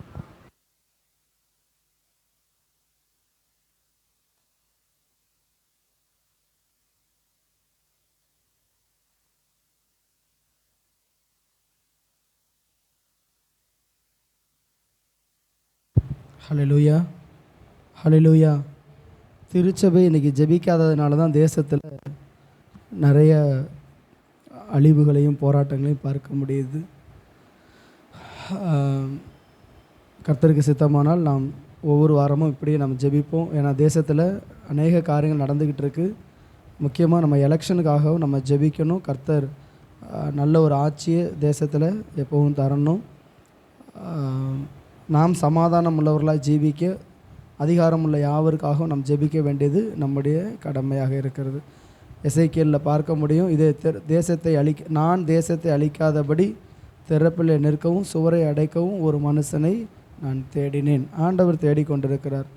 இன்னொரு இடத்துல சொல்லப்பட்டிருக்கு, அவர் கணக்கனுடைய மைக்கூட்டை வைத்து கொண்டு ஒரு தூதன் பார்க்கும் பொழுது அவரை பார்த்து சொல்லுவார், நீ இந்த மனுஷர் பெருமூச்சு விட்டு அழுகிற மனுஷருடைய நெற்றியிலே அடையாளம் போடு, யார் பெருமூச்சு விட்டு அழுலையோ அவங்கள நீ வெட்டி கொண்டு போ அப்படின்னு சொல்லப்பட்டிருக்கு. அப்போ நமக்கு ஒரு அழிவு எங்கே வரும்னா சபையில் தான் அது தொடங்கணும்னு ஆண்டவர் சொல்கிறார். இப்போ சபை நம்ம நம்முடைய நன்மைகளுக்காக மாத்திரமல்ல, தேசத்தினுடைய நன்மைக்காகவும் நாம் ஜெபிக்க வேண்டியது நம்முடைய கடமையாக இருக்கிறது. செய்திக்காக ஜெபிப்போம். கர்த்தாவே உம்மை ஸ்தோத்தரிக்கிறோம். இந்த வார்த்தைகளை கர்த்தர் நீர் பேசுவீராக, அடியனை மறைத்து நீர் வெளிப்படும். இயேசுவின் நாமத்தில் பிதாவே, ஆமென். நிச்சயமாக இந்த செய்தி ஒரு மணி நேரம் போகக்கூடியது. ஆனால் கூடுமான அவள் வரைக்கும் நான் ஒரு 1/2 hour முடிக்க நான் முயற்சி பண்ணுறேன். செய்தியினுடைய தலைப்பு லவ் காட் ஒபே காட். ஆண்டவரை நேசி, தேவனை நேசிக்க வேண்டும், தேவனுக்கு கீழ்ப்படிய வேண்டும். யாத்ராகமத்தின் புஸ்தகம் 20வது அதிகாரம் 6வது வசனம். யாத்ராகமம் 20:6. அங்கே நியாயப்பிரமாணத்தை தேவன் மோசையின் மூலமாய் தம்முடைய ஜனங்களுக்கு அவர் பேசி கொண்டு வரும் பொழுது அந்த யாரை நீ வணங்க வேண்டும், யாரை வணங்கக்கூடாது என்று சொல்லி தேவன் சொல்லி கொண்டு வருகிறார். என்ன செய்யணும், என்ன செய்யக்கூடாது அப்படிலாம் கற்றுக் கொடுத்து வரும் பொழுது இடையில ஒரு வார்த்தையை சொல்லுகிறார். என்னிடத்தில் அன்பு கூர்ந்து என் கற்பனைகளை கைகொள்கிறவர்களுக்கோ 1000 தலைமுறை மட்டும் இரக்கம் செய்கிறவராய் இருக்கிறேன்.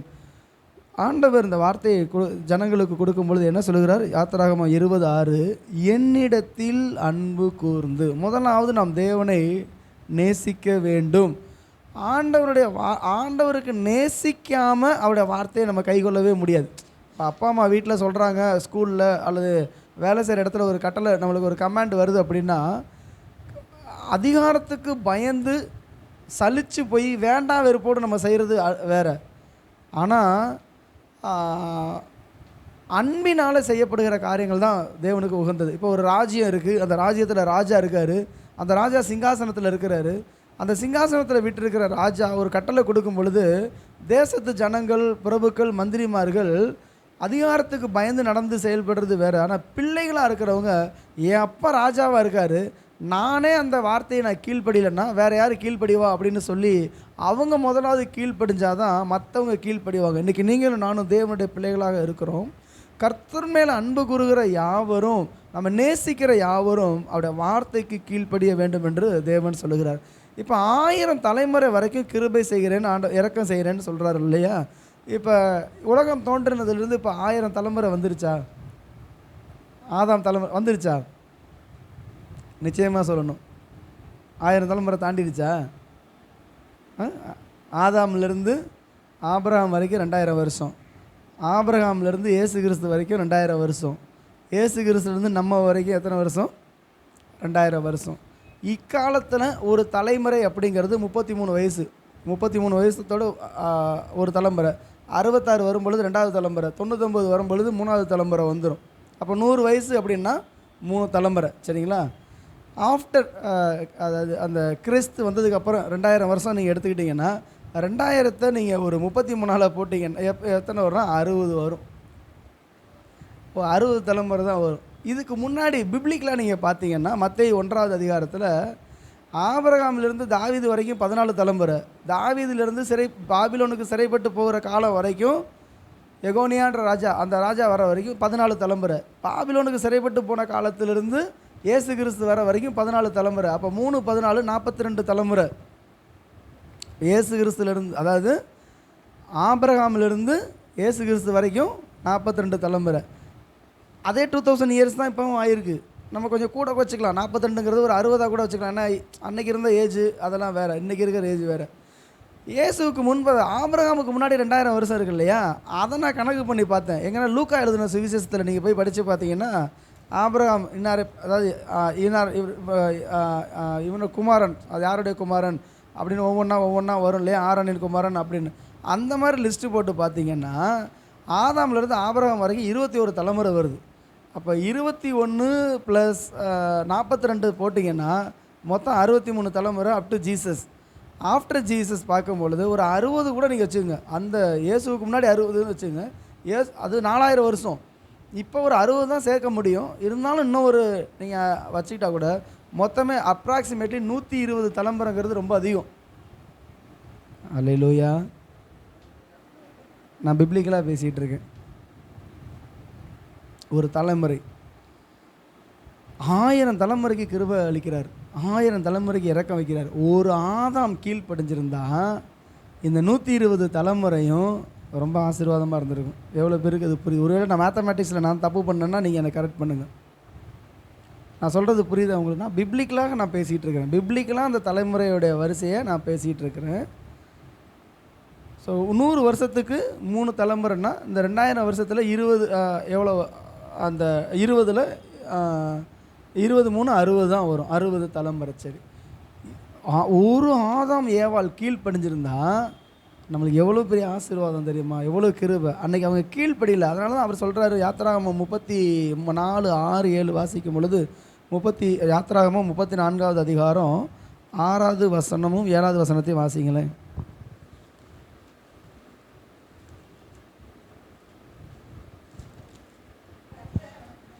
கர்த்தர் அவனுக்கு முன்பாக கடந்து போகிற பொழுது அவர் கர்த்தர் கர்த்தர் இரக்கமும் கிருபையும் நீடிய சாந்தமும் மகாதயையும் சத்தியமுள்ள தேவன். கர்த்தர் என்று சொன்னால் அதற்கு என்ன அர்த்தம் அப்படின்னா, அவர் இரக்கம் உள்ளவர், கிருபை உள்ளவர், நீடிய சாந்தம் உள்ளவர், மகாதய உள்ளவர், சத்தியமுள்ள தேவன். 7வது வசனம் சொல்லப்பட்டிருக்கு, 1000 தலைமுறைகளுக்கு இரக்கத்தை காக்கிறவர், அக்கிரமத்தையும் மீறுதலையும் பாவத்தையும் மன்னிக்கிறவர். இது வரைக்கும் நம்மளுக்கு புரியும். 2வது பாட்டு சொல்லப்பட்டிருக்கு, குற்றவாளியை குற்றமற்றவனாக விடாமல் பிதாக்கள் செய்த அக்கிரமத்தை பிள்ளைகளிடத்திலும் பிள்ளைகளுடைய பிள்ளைகளிடத்திலும் 3ஆம் 4ஆம் தலைமுறை மட்டும் விசாரிக்கிறவர் என்று கூறினார். இப்போ முதல் பார்ட் என்ன சொல்கிறாரு, 1000 தலைமுறைக்கு இரக்கத்தை காக்கிறேன், அக்கிரமத்தை மீறுதலையும் பாவத்தையும் மன்னிக்கிறேங்கிறாரு. ஆனால் 2வது பார்ட் என்ன சொல்கிறாருன்னா, குற்றம் உள்ளவனை குற்றமற்றவனாக விடாமல். அப்படின்னா ரெண்டுக்கும் என்ன வித்தியாசம்னா, யாருக்கு கீழ்ப்படுகிறாங்களோ எல்லாருமே பாவம் செய்து தேவ மகிமை அற்றவர்களாகி கர்த்தரை விட்டு தூரம் போனோம். ஆனால் கீழ்ப்படுகிறவர்களுக்கு தான் கர்த்தர் இரக்கமுள்ளவராய் சாந்தமுள்ளவராய் கிருபை உள்ளவராய் இருக்கிறார்.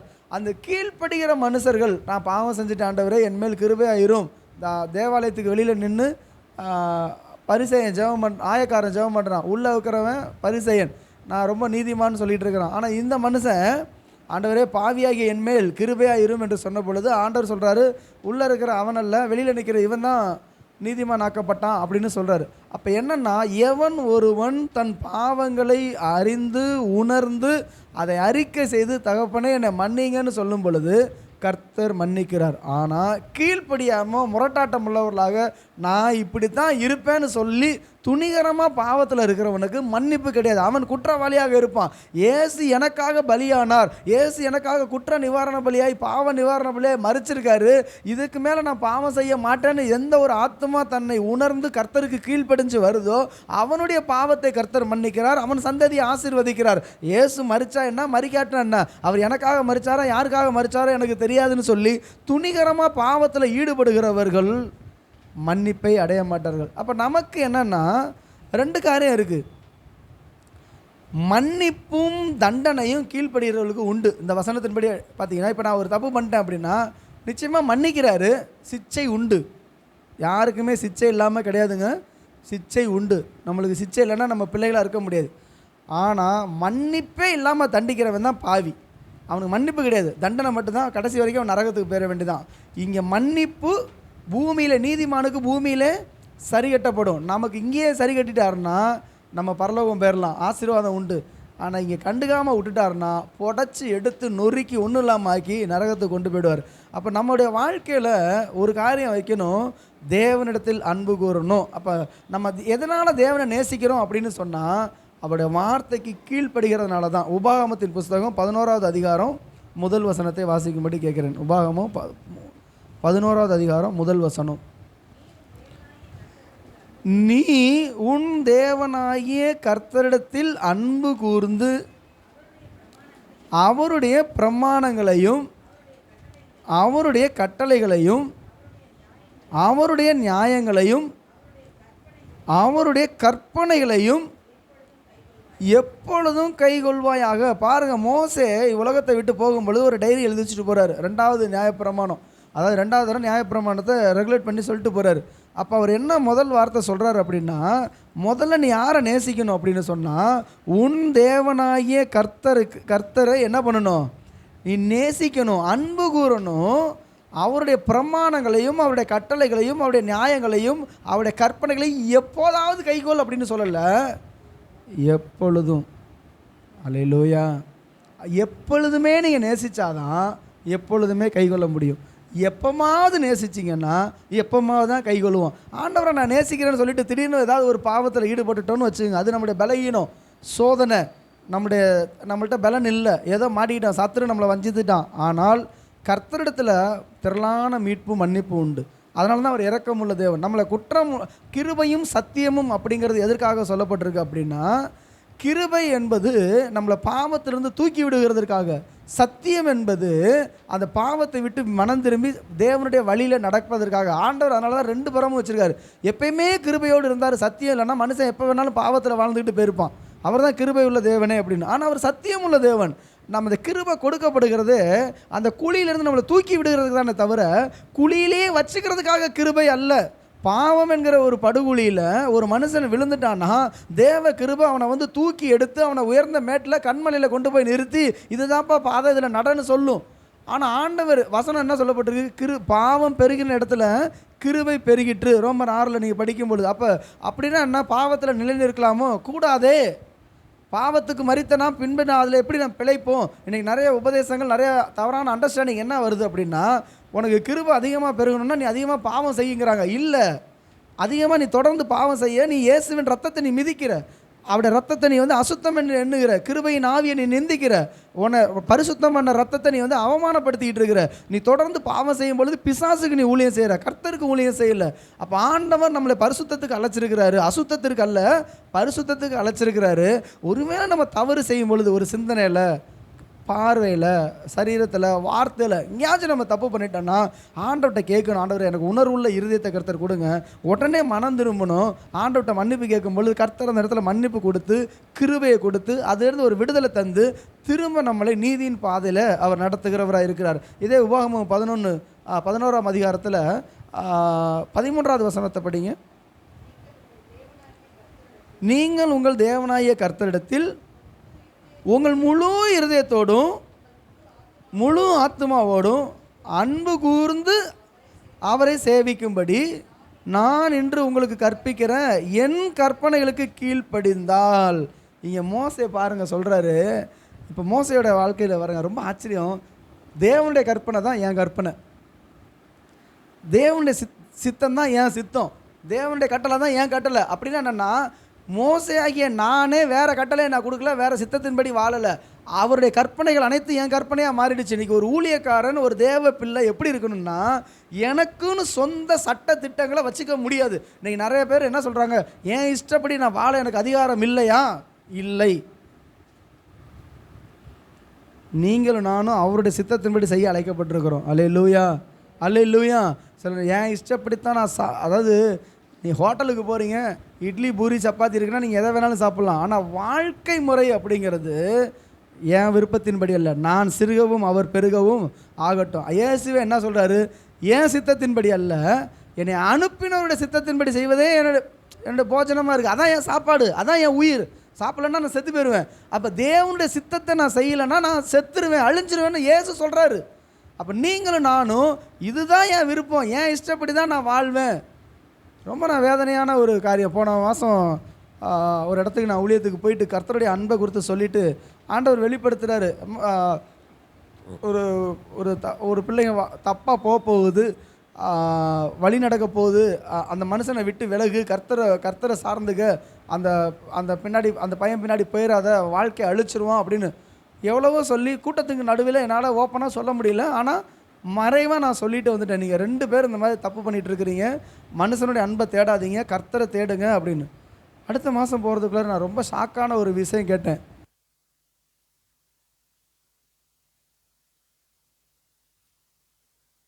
ரொம்ப வேதனையான ஒரு விஷயம். கர்த்தருடைய சத்தத்துக்கு செவி கொடாமல், கர்த்தருடைய வார்த்தைக்கு கீழ்ப்படியாமல் நம்ம சபைக்கு வந்துட்டு நம்ம இஷ்டப்படி ஒரு பாவ வாழ்க்கை வாழ்வோம் என்று சொன்னால் நிச்சயமாக கர்த்தரிடத்தில் அன்பு இல்லைங்க, அன்பு இல்லை. சத்தியத்தை கேட்குறவர்கள் இல்லை, அதன்படி வசனத்தின்படி செய்கிறவர்களாகவும் நாம் இருக்க வேண்டும். அல்லேலூயா, அல்லேலூயா.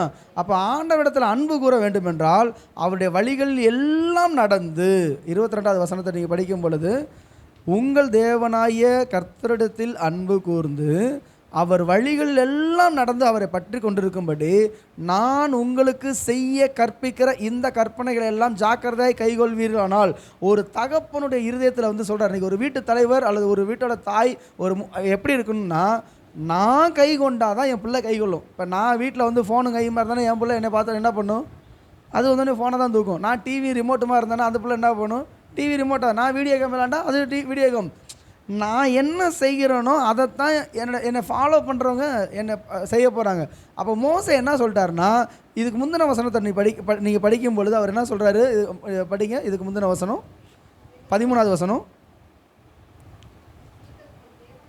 நீங்கள் உங்கள் தேவனாகிய கர்த்தரிடத்தில் உங்கள் முழு இருதயத்தோடும் முழு ஆத்மாவோடும் அன்பு கூர்ந்து அவரை சேவிக்கும்படி நான் இன்று உங்களுக்கு கற்பிக்கிற என் கற்பனைகளுக்கு கீழ்ப்படிந்தால்.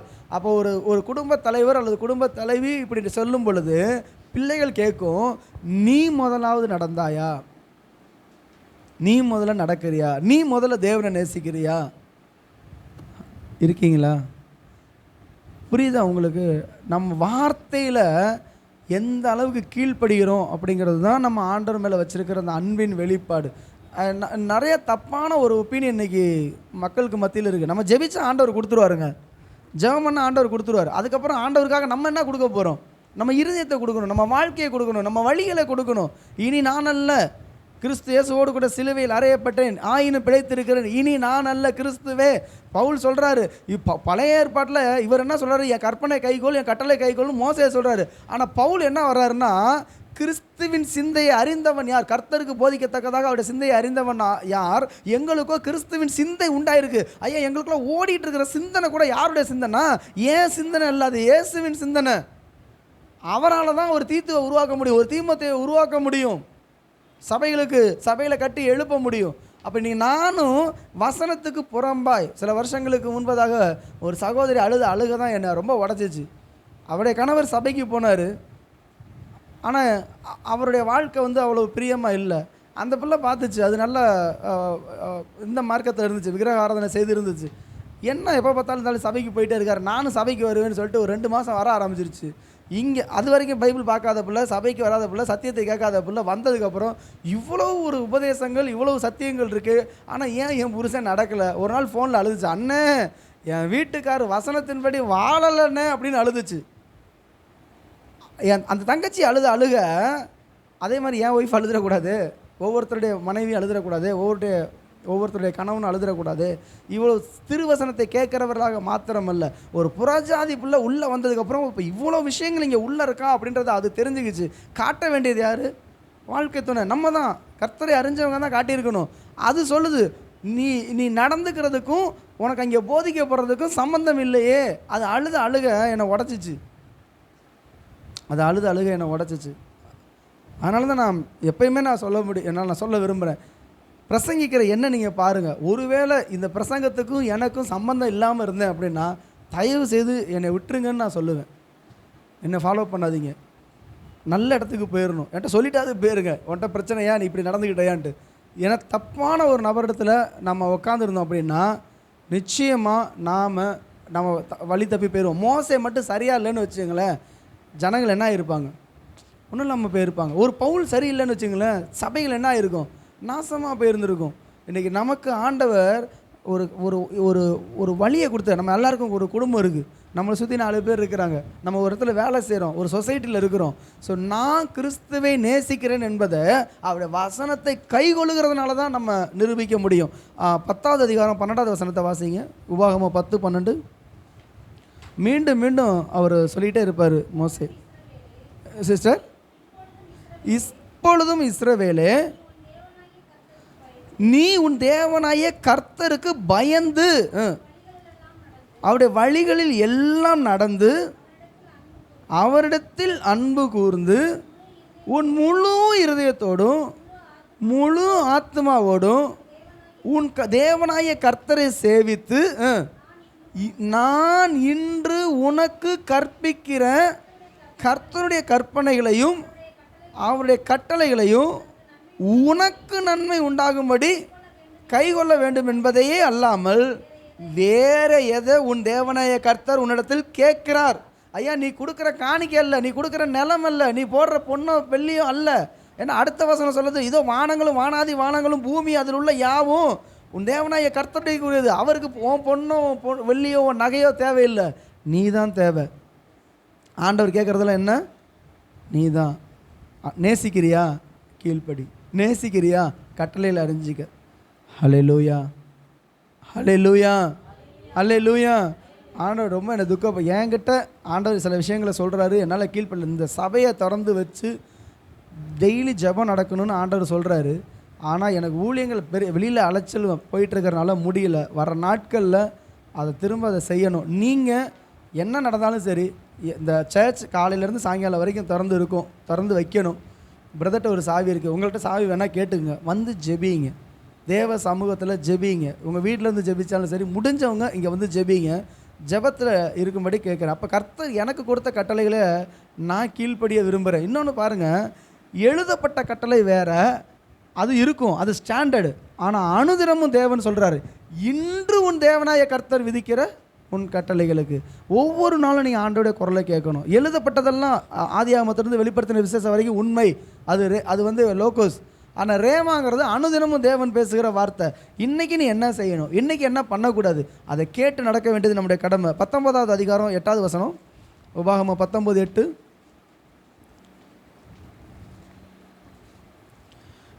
நீ உன் தேவனாய கர்த்தரிடத்தில் அன்பு கூர்ந்து என்னாலும் அவர் வழியில் நடப்பதாக. நேற்று நடந்தேன், இன்றைக்கி நடக்கலை. கல்யாணத்துக்கு முன்னாடி நடந்தேன், கல்யாணத்துக்கு பின்னாடி நடக்கலை. காலேஜ் படிக்கிறப்ப நடந்தேன், காலேஜை விட்டுட்டப்ப நடக்கலை. வேலைக்கு போனப்போ இருந்தேன், இன்றைக்கி இல்லைன்னு கிடையாது. அந்த காலத்தில் நாங்கள் எப்படி திரும்ப நான் ஜெபிச்சுக்கிட்டு இருந்தேன், அந்த காலத்தில் எப்படி திரும்ப நான் உபவாசம் பண்ணிகிட்டு இருந்தேன், அந்த காலத்தில் எப்படி திரும்ப தேவனும் நானும் சஞ்சரித்துக்கிட்டு இருந்தேன். நான் இந்த சாட்சியின் வேலையில் நான் சொன்னேன், திரும்பவும் நான் தேவனுக்காக ஓடுறது வேற, தேவனோடு உட்கார்றது வேறு. அல்லேலூயா. தேவனோடு உட்காரணும், அவருடைய சமூகத்தில் உட்காரணும், அப்போ தான் அவருடைய இருதயத்தை அறிய முடியும். யோவான் அப்போஸ்தலனை கொடுத்து நான் பார்க்கும்போது அவருடைய மார்பில் சாஞ்சிருந்ததுனால தான் அவருடைய இதய துடிப்பை அறிஞ்சிருந்தார். அன்பு அன்பு அன்பு அன்பு, அந்த அன்பை பற்றியே ஒரு யோவான் அறிஞ்சார். வசனம் சொல்லுது, இயேசுவுக்கு அன்பாக இருந்த சீசன், இயேசுவுக்கு அன்பாக இருந்த சீசன் தான் அவர் மார்பில் சாஞ்சிருக்க முடியும். அந்த மார்பில் சாஞ்சிருந்த மனுஷனுக்கு தான் கர்த்தர் எல்லாத்தையும் வெளிப்படுத்தினார். அவர் அன்பை தவிர அதிகமாக எழுதலை. நியாய தீர்ப்பை எழுதியிருக்கிறார், ரெவலேஷனில் நிறைய அவருக்கு தான் வெளிப்பாடு கொடுக்கப்பட்டிருக்கு. ஆனால் மற்ற எல்லா சீசர்களை விட ரொம்ப க்ளோஸாக அவளை ஒட்டி உறவாடின ஒரு யோவானை போல் நீங்கள் நான் இருக்கணும்னு ஆண்டவர் விரும்புகிறார். அல்லேலூயா. யோசுவா 22:5, யோசுவா 22:5 இதே தான் சொல்லுவார். யோசுவா 22:5. இப்போ மோசே இறந்து போயிட்டார், யோசுவா வந்துட்டார். யோசுவா ஏதாவது புதுசாக சொல்லியிருப்பாரா அப்படின்னு பார்த்தா அவர் என்ன சொல்கிறாரு, ஆனாலும் நீங்கள்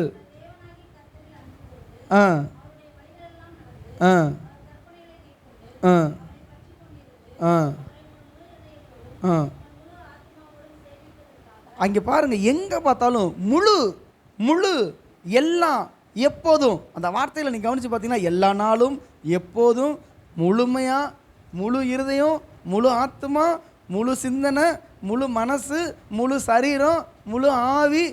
கொஞ்சம் கூட யாருக்கு எதுக்கு பிசாசு இடம் கொடுத்துடாதீங்க, உலகத்துக்கு இடம் கொடுத்துடாதீங்க, மாம்சத்துக்கு இடம் கொடுத்துடாதீங்க. யாருக்கு இடம் கொடுக்கணும்? தேவனுக்கு மட்டும்தான் கொடுக்கணும். அவர் சொல்கிறாரு திரும்ப, அவரை, அதாவது அவருடைய வழிகளில் எல்லாம் நடந்து அவருடைய கற்பனைகளை கைக்கொண்டு அவரை பற்றி கொண்டிருந்து அவரை உங்கள் முழு இருதயத்தோடும் முழு ஆத்மாவோடு சேவிக்கிறதற்காக கர்த்தரின் தாசனாகிய மோசே உங்களுக்கு கற்பித்த கற்பனையின்படியையும் நியாயப்பிரமாணத்தின்படியும் செய்யும்படி மாத்திரம் வெகு சாவதானமாக இருங்களா, ரொம்ப கவனமாக இருங்கன்னு அர்த்தம். இப்போ எப்படின்னா, நீ போகிற வழியில் அங்கே போகிற வழியில் ரொம்ப கஷ்டம், அதாவது காட்டுக்குள்ளே போகிறப்பா புல்வெளி வயக்காட்டெலாம் இருக்குது, எப்போ பாம்பு வரும், எப்போ கீரிப்புள்ள வரும், எப்போ தேள் வரும்னு தெரியாது, ரொம்ப கவனமாக நடந்து போ அப்படின்னு சொன்னால் நம்ம என்ன பண்ணுவோம்? ரொம்ப எச்சரிக்கையாக நடந்து போவோம்ல. அதே போல் தான் எப்போ வாழ்க்கையில் பாவம் வரும், எப்போ சாவம் வரும், எப்போ பிசாசு வருவான்னு தெரியாது, ரொம்ப எச்சரிக்கையாக இரு. கற்பனையை மட்டும் விட்டுறாத. கற்பனைனா என்னென்னா நத்திங் பட் நம்ம இமேஜினேஷன் கிடையாது, அவருடைய வார்த்தை, அவருடைய நமக்கு கற்பித்த வார்த்தைகள் தான் கற்பனை. அதில் மட்டும் நீ கவனமாக இரு. எப்போ சொல்கிறாருன்னா, உன்னை தேவன் ஆசீர்வதிச்சிட்டாரு, கானானை தருவேன்னு சொன்னார், தந்துட்டார், நீ இளைப்பாறிட்ட. யோசுவா எல்லாரும் இளைப்பாற பண்ணின பிறகு சொல்கிறாரு, ஆண்டவர் ஆபிரகாம் மூலமாய் சொல்லப்பட்ட அந்த வார்த்தைகளையும் உடன்படிக்கையும் இன்றைக்கு நிறைவேற்றிட்டாரு, இன்றைக்கி உனக்கு எல்லாம் கிடச்சிருச்சு. எல்லாம் கிடச்சிருச்சுன்னு சொல்லிவிட்டு நீ என்ன பண்ணிடாத, விட்டுறாத. இன்றைக்கி நம்ம லைஃப்பில் எல்லாம் அற்புதங்கள் வந்துருச்சு, ஜெபிச்சதெல்லாம் கிடச்சிருச்சுன்னா கொஞ்சம் ரிலாக்ஸ் பண்ணிக்கலாமே, கொஞ்சம் அப்படி வெளியில் ஒரு சினிமாவை பார்த்துட்டு வந்துடலாம், ஒரு கிரிக்கெட்டை பார்த்துட்டு வந்துடலாம். இன்றைக்கி நம்ம நேரம்லாம் நிறையா வெளியில் போகுது. இப்போ என்ன பிரச்சனை, பல நேரம் நான் ஓப்பனாகவே சொல்ல விரும்புகிறேன், எல்லாம் ஊழியத்தையும் முடிச்சுட்டு வந்துட்டு கொஞ்சம் ரிலாக்ஸ்டாக இருப்பேன். அதுக்கப்புறம் எந்த ஒரு வேலையும் இருக்காதா, அப்போ தான் நான் என்ன பண்ணுவேன், ஏதாச்சும் ஒரு நியூஸ் பார்க்குறன்ற பேரில் ஏதாவது பார்த்தா உலக பிரகாரமான செய்தி எல்லாமே வரும். ஏன்னா ஒரு செய்தியை பார்த்தோம்னா ஸ்க்ரோல் பண்ணோன்னா கண்ட கர்மமும் வருது. சரி, அப்படி என்ன தான் போட்டிருக்கானேன்னு பார்க்கலாமேன்னு ஏதாவது ஒரு காரியங்களை பார்த்தோன்னா டைம் போகிறதே தெரிய மாட்டேங்குது. அப்புறமா இருதயத்தில் குத்தும், நம்ம நல்ல விஷயமா தான் ஆரம்பித்தோம், வேறு எங்கேயோ போயிட்டுருக்கு. அப்புறம் யோசிப்பேன், இன்றைக்கி தான் சாயங்காலம் ஊழியம் இல்லையே, யாரும் நமக்கு ஜெபிக்க சொல்லவும் இல்லை, கொஞ்சம் தூங்கலாம், ரெஸ்ட் எடுக்கலான்னு போவேன் பாருங்கள். சில நேரத்தில் படுத்துருவேன். அதுக்கப்புறம் ஃபோன் வரும், அதுக்கப்புறம் நிறைய பேர் தேவைகள் இருப்பாங்க, பிசாசு போராட்டம், வியாதி, பிரச்சனை. இப்போ நான் வந்து ஆயத்தமாக இருந்தால் தான் எனக்கு ஜெபிக்கிறதுக்கு நல்லாயிருக்கும். எங்கேயாவது கொஞ்சம் குறைஞ்சிட்டேன் அப்படின்னா மனசாட்சி என்ன பண்ணும், குத்த ஆரம்பிச்சிடும். ஐயோ, அப்போ அதான் இயேசு என்ன சொல்கிறாருன்னா, எனக்கு அப்போ தான் அவர் புரிஞ்சிச்சு, நான் இவர்களுக்காக என்னை பரிசுத்தம் பண்ணுறேன் அப்படின்னா, நான் பரிசுத்தமாக இருக்கிறது உண்மைதான், பரிசுத்தம் இல்லாதவர்களுக்காகவும் நான் என்னை பரிசுத்தமாகவே வச்சுக்கிறேன், நான் ஆயத்தமாக இருக்கிறேன், எப்பொழுதும் நான் ஆயத்தமாக இருக்கிறேன் ஜெபம் பண்ணி. அப்போ எனக்கு ஒரு தேவைக்காக மாத்திரம் ஆண்டவர்கிட்ட வந்து ஜெபிச்சு, அம்மாவுக்கு சுகம் கொடுங்க, அவங்களுக்கு அற்புதம் செய்யுங்க, ஒவ்வொருத்தருக்காக ஜெபிச்சுட்டு எல்லாம் நடந்ததுக்கப்புறம் ரிலாக்ஸ் ஆகிறதுக்கு இல்லை, எப்போ என்ன பிரச்சனை வரும்னு யாருக்கும் தெரியாது. அதனால் எப்போயுமே நீங்கள் விழித்திருந்து ஜெபம் பண்ணுங்கள். அல்லேலூயா, அல்லேலூயா. தானியேல் 9:4. தானியேல் என்ன சொல்கிறாருன்னு பார்ப்போம். தானியேல் 9:4. அவர் எங்கே இருக்கிறாரு? அந்நிய தேசத்தில் சிறையிருப்பில் இருக்கிறார், அடிமை. ஆனால் அவர் எழுதி வைக்கிறார் பாருங்கள். தானியேல் 9:4 ஒரு தீர்க்கதரிசி சொல்கிறாரு, என் தேவனாய கர்த்தரை நோக்கி ஜெபம் பண்ணி பாவ அறிக்கை செய்து, ஆண்டவரே, உம்மில் அன்பு கூர்ந்து உம்முடைய கற்பனைகளை கைகொள்கிறவர்களுக்கு உடன்படிக்கையும் கிருபையையும் காக்கிற மகத்துவமும் பயங்கரமான தேவனே. இன்றைக்கி இன்னொரு தவறான உபதேசம் வந்துருச்சு. அதாவது வாக்குத்தத்தம் இருக்குது, தீர்க்க தரிசனம் இருக்குது, உடன்படிக்கை இருக்குது. மொத்தம் எத்தனை இருக்குது? வாக்குத்தத்தம், தீர்க்க தரிசனம், உடன்படிக்கை. இதுக்கு வித்தியாசத்தை நம்ம அப்புறமா சொல்கிறேன். இந்த உடன்படிக்கைங்கிறது கவனண்ட். ஆண்டவர் நம்மளுக்கு கையெழுத்து போட்டு கொடுத்துருவார், இதை நீ செஞ்சால் இதை நான் செய்கிறேன் அப்படின்னா, அல்லது செஞ்சுடுவார். இப்போ பிரசங்கம் எப்படி வருதுன்னா, நீ வந்து உடன்படிக்கை கீழே வந்துட்ட அப்படின்னா நீ பாவம் செஞ்சாலும் அது ஒன்றும் பிரச்சனை இல்லை. இப்போ ஆபிரகாம் உடன்படிக்கைக்குள்ளே வந்துட்டார். சாராளோட தான் நான் உனக்கு ஆசீர்வதித்து உனக்கு சந்ததியை பெருக பண்ணுவேன்ட்டார். ஆனால் ஆகார திருமணம் செஞ்சால் கூட அந்த உடன்படிக்கைக்குள்ளே வந்ததுனால இஸ்மவேல் ஆசீர்வதிக்கப்பட்டுட்டான். அதுக்கப்புறம் மீதியான், எக்ஸான் இவங்கெல்லாம் பிறக்கிறாங்க, கேத்துருவில் கல்யாணம் பண்ணி. அப்போ வந்து அப்போ ஆபிரகாம் வந்து என்ன பண்ணிட்டாருன்னா தப்பு பண்ணிட்டாரு, ஆனாலும் ஆண்டவர் வந்து கைவிட்டாரோ. இப்போ தாவீது அவர் பத்சேபாள்கிட்ட தப்பு பண்ணிட்டாரு, உரியாவை கொண்டுட்டாரு, ஆண்டவர் விட்டுட்டாரா? தாவீதோட உடன்படிக்கை பண்ணியிருக்கிறார். அப்போ உடன்படிக்கை பண்ணாலும், விபச்சாரம் பண்ணாலும், கொலை செஞ்சாலும் கர்த்தர் வந்து என்ன பண்ண மாட்டார், உங்களை ஒன்றும் செய்ய மாட்டாருன்னு சொல்லி ஒரு தப்பான உபதேசம் வருது. தப்பு, நம்பாதீங்க. உடன்படிக்கைக்கு வந்த மாறுதலை காண்பீர்கள்னு சொல்லி எப்போ சொல்கிறாரு? வேவுகாரர்கள் போய் பார்த்துட்டு அதை 40 நாள் போய் பார்த்துட்டு வந்து, ஐயோ நம்மளை விட பெரிய ஆட்களாக இருக்கிறாங்க, நம்ம போக முடியலன்னு சொன்ன உடனே ஆண்டவர் கோபம் வந்துருச்சு. நீ விசுவாசிக்கலை, என் உடன்படிக்கைக்கு வந்த மாறுதலை காண்பீங்க, உங்களை பிரவேசிக்க பண்ணுவேன்னு சொன்னால் நீங்கள் பிரவேசிக்க மாட்டீங்க. ஆபிரகாமோடு பண்ணின உடன்படிக்கையை கர்த்தர் மாற்றிட்டார். அப்போ இங்கே என்ன வசனம் சொல்லப்பட்டிருக்குன்னா, உம்மில் அன்பு கூர்ந்தும் கற்பனைகளை கைகொள்கிறவர்களுக்கு உடன்படிக்கையை காக்கிற தேவன். ஆஃபீஸில் உங்களுக்கு வேலை கொடுக்குறாங்க, இவ்வளோ டர்ன் ஓவர் பண்ணணும், இவ்வளோ அவுட்புட் காட்டணும், நீங்கள் டீச்சிங் லைனில் இருக்கிறீங்க, இத்தனை ஸ்டூடெண்ட் வந்து பாஸ் ஆகணும், ஃபெயில் ஆகிற ஸ்டூடெண்ட் வச்சுக்கிட்டு டீச்சர் நடத்திட்டு இருந்தாங்கன்னா அந்த டீச்சருக்கு திரும்ப வேலை கொடுப்பாங்களா? இல்லை, ஏதாவது ஒன்று ரிசல்ட் இருக்கணும்ல. அப்போ ஆண்டவர் நமக்கு ஒரு ரிசல்ட்டை எதிர்பார்க்குறாரு. அப்படி இருந்தால் தான் உடன்படிக்கையும் கிருபையையும் அவர் காப்பார், இல்லைன்னா நிச்சயமாக காக்க மாட்டார். அல்லேலூயா. நெகேமியா 1:5. நெகேமியா 1:5. இப்போ பாதி கூட போலே, 1/3 கூட போலே. நெகேமியா 1:5. இவர் நெகேமியாவும் அதே ஜெபத்தை பண்ணுவார் பாருங்க.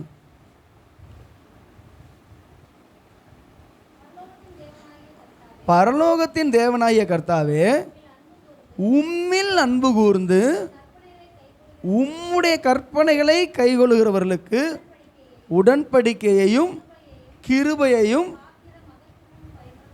அப்போ வசனம் வந்து போய் சொல்லாதுங்க. ஆளுக்கு ஆள் மாறாது. தானியேலும் மாற்றலை, மோசையும் மாற்றலை, யோசுவாவும் மாற்றலை, நெகேமியாவும் மாற்றலை, இன்னும் எத்தனை பேர் வேணாலும் எடுக்கலாம். ஆனால் எல்லா வேத புருஷர்களும் தேவனுக்காக சாதித்தவங்களும் ஒரு சத்தியத்தை அறிஞ்சிருந்தாங்க. உங்கள் அன்பு கூர்ந்துட்டா உங்கள் கற்பனைக்கு கீழ்ப்படியணும், நடக்கணும், காக்கணும். நான் உடைச்சா கர்த்தர் என்னை கைப்பிடிக்கணும்னு அவசியம் இல்லை. அல்லேலூயா, அல்லேலூயா. இதை தான் புதிய ஏற்பாட்டில் ஆண்டவர் வரும்பொழுது மொத்தமாக சுருக்கிட்டார். லூக்கா 10:27 வாசிங்களேன். லூக்கா 10:27.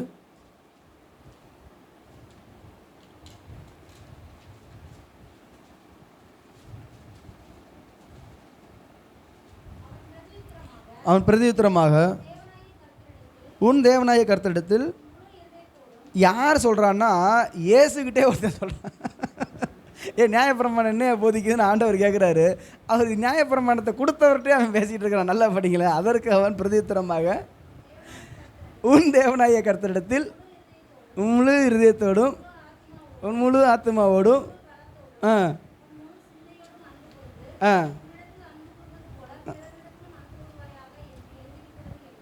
அடுத்த வசனம், அவர் அவனை நோக்கி நிதானமாக உத்தரவு சொன்ன, அப்படியே செய்.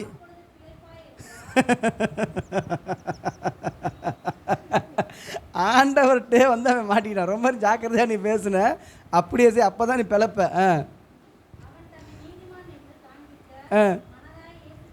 திரும்ப அவன் பாருங்க, ஆண்டவர்கிட்டே போட்டி போடுறான், அவர்கிட்டே திரும்ப பேசுகிறான், தன்னை ஒரு பெரிய நீதிமானை காட்டுறதுக்காக. எனக்கு பிறன் யாருன்னா, எனக்கு அடுத்தவன் யார், எதிராளி யார்? இயேசு பிரதியுத்தரமாக, இல்லை போதும் சிஸ்டர், இப்போ நியாயப்பிரமாணம் முழுவதையும் அதில் அடங்கிருச்சு. இன்னொரு இடத்துல சொல்லப்பட்டிருக்கு, நீ உன்னிடத்தில் அன்பு கூறுவது போல பிறனிடத்தில் அன்பு கூறுவாயாக என்கிற அந்த வார்த்தை தான் நியாயப்பிரமாணம் முழுசும் அடங்கிருச்சு. அப்போ அதான் லவ் காட், அல்லது லவ் காட்னு obey god, love god love people, இதெல்லாம் முடிஞ்சு போச்சு. இதுதான் நியாயப்பிரமாணம். அல்லேலூயா, அல்லேலூயா. மனுஷனை நம்ம நேசிக்க கடனாளிகளாக இருக்கிறோம், தேவனிடத்தில் அன்பு கூற கடனாளிகளாக இருக்கிறோம். நான் இப்போ செய்திக்கு வந்து நான் இன்னும் ஒரு அரை மணி நேரம் போயிடும், ஆனால் நான் கொஞ்சம் ஷார்ட்டாக முடிச்சிடுறேன். ஏசு நம்மக்கிட்ட அன்பு கூர்ந்தனால என்ன செஞ்சார்? வெளிப்படுத்தின விசேஷம் 1:6, வெளிப்படுத்தின விசேஷம் 1:6 கொஞ்சம் வாசிங்க. நான் ஒரு சாட்சியோடு அதை முடிக்கலாம். நோட் பண்ணிக்கொள்ளுங்க. வெளிப்படுத்தின விசேஷம் 1:6, நம்மிடத்தில் அன்பு கூர்ந்து தமது இரத்தத்தினாலே நம்முடைய பாவங்கள் அற நம்மை கழுவி நம்முடைய பிதாவாகிய தேவனுக்கு முன்பதாக நம்ம ராஜாக்களும்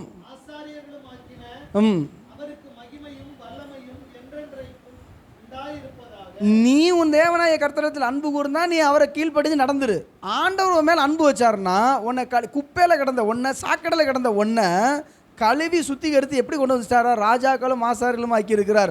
அப்போ நான் நிறைய இடத்துல நீங்கள் போய் வீட்டில் போய் பாருங்கள். 1 யோவான் 4:10, எபேசியர் 5:2, யோவான் 3:16, தேவன் நம்மிடத்தில் அன்பு கூர்ந்ததுனால நம்முடைய பாவங்கள் எல்லாம் அவர் கழுவினார், சுத்திகரித்தார். இப்போ நான் செய்தியோட முடிவுக்கு வரேன், ஏன்னா கட்டாயம் என்ன டைம் எடுக்கும்.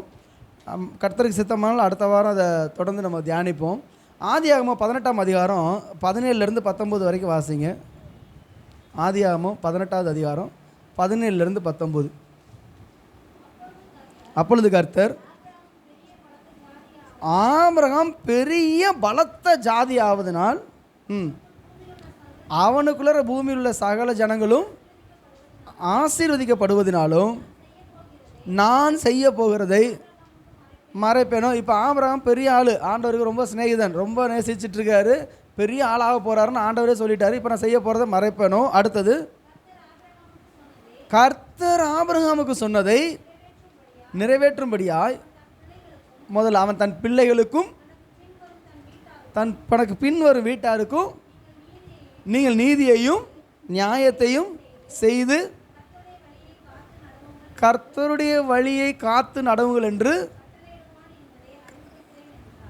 பாருங்கள். இப்போ ஆபிரகாமுக்கு ஈசாக்கு பிறக்கல, யாக்கோபு வரல, 12 கோத்திரம் வரல, இன்னும் மோசே வரல. எப்போ நியாயப்பிரமாணம் வெளிப்பட்டுச்சு, எப்போ கட்டளைகள் வந்துச்சுன்னா மோசையின் காலத்திலேருந்து ஆபிரகாமின் காலத்திலிருந்து 450 வருஷத்துக்கு பிறகு தான், கிட்டத்தட்ட 400-500 வருஷத்துக்கு கேப்பில் தான் மோசையை ஆண்டவர் எழுப்பி சீனாய் மலையில் கொண்டு போய் நிறுத்தி நியாயப்பிரமாணத்தை கட்டளையும் கொடுக்குறாரு. இன்னும் 400 வருஷம் பின்னாடி வரப்போகிற கட்டளையை எப்படி ஆபிரகாம் கட்டளையிட முடியும் தான் சந்ததிக்கு? நான் உங்களுக்கு சீனாய் மலையில் தான் கர்த்தர்ட்ட மோசே பெற்றுக்கொள்கிறாரு கட்டளையை கட்டப்பண்ணையும். ஆனால் அவர் என்ன சொல்கிறாரு? தேவன் ஆபிரகாம் தன் பிள்ளைகளுக்கும் தன் சந்ததிக்கும் அவன் கட்டளையிடுவான் என்பதை அறிஞ்சிருக்கிறேன். எப்படின்னா, ஆபிரகாம் தேவனை நேசித்தார், ஆபிரகாம் தேவனோடு நடந்தார். அந்த அன்பு வெளிப்படையாய், அதாவது உலக அனைத்துக்கும் வெளிப்பட போகிற தேவனுடைய நியாயப்பிரமாணத்தை தனிப்பட்ட முறையில் தேவன்கிட்ட அவருக்கு நேராக வாங்கிட்டார். அல்லேலூயா, அல்லேலூயா. சரி, நான் போன வாரம் அம்மாட்ட பேசிகிட்டு இருக்கப்போ சொன்னேன், ஆபிரகாம் தேவனை விசுவாசிச்சார்ல, சும்மா விசுவாசம் வந்துருமாங்க. விசுவாசத்தை விட அன்பு பெருசு. 1 கொரிந்தியர் 13:13 சொல்லுது, இப்பொழுது விசுவாசம், நம்பிக்கை, அன்பு 3 நிலைத்திருக்கிறது, இதில் அன்பு பெரியது. எவ்வளவு நேசிச்சிருந்தான், சொந்த தகப்பனை தாயை விட்டுட்டு அவர் ஊரை விட்டு வெளில வந்திருப்பார். தேவாதி தேவன் தரிசனம் ஆயிட்டாரு. நான் காண்பிக்கிற தேசத்துக்கு போன உடனே விசுவாசம் மட்டும் இல்லை, ஆண்டவர் மேலே அவ்வளோ அன்பு, அவ்வளோ வைராக்கியம். இந்த தேவன் தான் எனக்கு வேணும், இந்த யெகோவா தேவன் வேணும், இந்த சர்வ வல்லமையுள்ள தேவன் எனக்கு வேணும்னு சொல்லிட்டு சொந்த ஊரை விட்டுட்டு எங்கே போகிறதுன்னு தெரியாது. அன்னைக்கு இஸ்ரவேல் ஜனங்களுக்கு மேகம் புறப்பட்டு போச்சு, மேகம் காண்பிக்கிற வழியிலையாவது போனாங்க. ஆனால் இவருக்கு மேகமும் கிடையாது. ஆனால் ஒரு அன்பு, நான் நினைக்கிறேன் கர்த்தருடைய தூதன் அவரை நடத்தி கொண்டு போயிருக்கணும். அவர் முகத்தை, ஆண்டோடைய முகத்தை பார்த்துக்கிட்டே அவர் போயிருக்கணும். அல்லேலூயா. அப்படியே போறாரு. போயிட்டு அந்த நேசத்தினால தனக்கு ஒரு பிள்ளை இல்லைங்கிறத 25 வருஷம் காக்க வச்சார். கிட்டத்தட்ட 30 வருஷத்துக்கிட்ட தந்துடுவேன்னா நம்மளாக இருந்தால் என்ன நீங்கள் தந்துடுவீங்க? நேற்று என் பொண்ணு வந்து நைட்டு சத்தம் போட்டுச்சு. யாரு? பெனிட்டா. எப்பா எல்கேஜியில் வாங்கின சைக்கிளை 3ஆம் கிளாஸ் வரைக்கும் நீ ஓட்ட விட்ற, எப்போ நீ தருவ அப்படின்னு கேட்குது. நைட்டு தூங்கத்தில் தூங்கிட்டு இருக்கிறப்ப தூக்க வச்சு, ஏம்மா தர்றேம்மா, நீ 3ஆம் கிளாஸ் முடிக்கிறதுக்குள்ள நான் உனக்கு வாங்கி கொடுத்துருவேம்மா. ஒரு 3ஆம் கிளாஸ் படிக்க போகிற பிள்ளை எனக்கு பழைய சைக்கிளே கொடுத்து நீ ஓட்ட வச்சுட்டு இருக்கிறேன்னு சொல்லி அப்பாக்கிட்ட என்கிட்ட கேட்குது. ஆனால் ஆபிரகாம், என் ஆண்டவர் தருவார். அவ்வளோ அன்பு. அந்த அன்பு தான் கடைசியில் போராடி ஈசாக்கு கிடைச்ச பிறகு கூட இப்போ ஆபிரகாம் என்னை நேசிக்கிறாரா, எனக்கு கீழ்ப்படுகிறாரா, என்னை விசுவாசிக்கிறாரான்றதை கேட்கும் பொழுது, ஆண்டவரை எனக்கு ஈசாக்கை விட உங்களை தான் எனக்கு பிடிச்சிருக்கு, உங்களை நான் நேசிக்கிறேன் ஆண்டவரை, இந்த ஈசாக்கை நான் பலி செலுத்த நான் ஆயத்தமாக இருக்கிறேன், என் ஆண்டவர் எனக்கு இருக்கார். அப்போ இந்த அன்பு தான் கீழ்ப்படுதலுக்கு கொண்டு போகும். அன்பு தான் கற்பனைக்கு நடத்தும். 4 விதமான அன்பு இருக்குது. Agape, storge, philia, eros. அந்த 4 அன்பில் அகாப்பே தான் சூப்பர் நேச்சுரல், அதாவது highest form of love, selfless and unconditional love. அது கர்த்தர் மனுஷனை நேசிக்கிறது. ஸ்டார்கே அப்படிங்கிறது குடும்பத்துக்குள்ளே இருக்கக்கூடியது, பெற்றோர் பிள்ளைகளுக்குள்ளே இருக்கக்கூடிய அன்பு. ஃபிலியா அப்படிங்கிறது நண்பர்களுக்கு இருக்கக்கூடிய நண்பு, வேலை செய்கிற இடத்துல, பழகிற இடத்துல. எராஸ் அப்படிங்கிறது ரொமான்டிக் அல்லது செக்ஸுவல். இப்படி இதுக்கு வந்து ஆழமான அன்பெல்லாம் தேவையில்லை, அந்த நேரத்தில் முடிஞ்சிட்டு போயிடும். ஆனால் அன்பின் உச்சக்கட்டம், அந்த அகாப்பே அன்பை நிரூபித்தது யாருன்னு சொன்னால் இயேசு கிறிஸ்து. அந்த அன்பை தான் உங்ககிட்டையும் என்கிட்ட எதிர்பார்க்குறாரு. அவர் நம்மிடத்தில் முந்தி அன்பு கூர்ந்தது போல் நாமும் அவரிடத்தில் அன்பு கூற கடனாளிகளாக இருக்கிறோம். அல்லேலூயா. சரி, நம்ம அந்த அளவுக்கு நம்ம ஆண்டவர்கிட்ட ஒப்பு கொடுக்கலாமா? கர்த்தர்கிட்ட தலைகளை தாழ்த்தி தேவ சமூகத்தில் ஜெபிப்போம். தகப்பனே, உம்மை ஸ்தோத்தரிக்கிறோம் அப்பா. நீர் எங்களிடத்தில் அன்பு கூர்ந்து ஆண்டவரே எங்களை உலகத்தின் கையிலிருந்து, பாவத்தின் கையிலிருந்து, பிசாசின் கையிலிருந்து, அடிமைத்தனத்திலிருந்து எங்களை விடுவிச்சீர் ஆண்டவரே.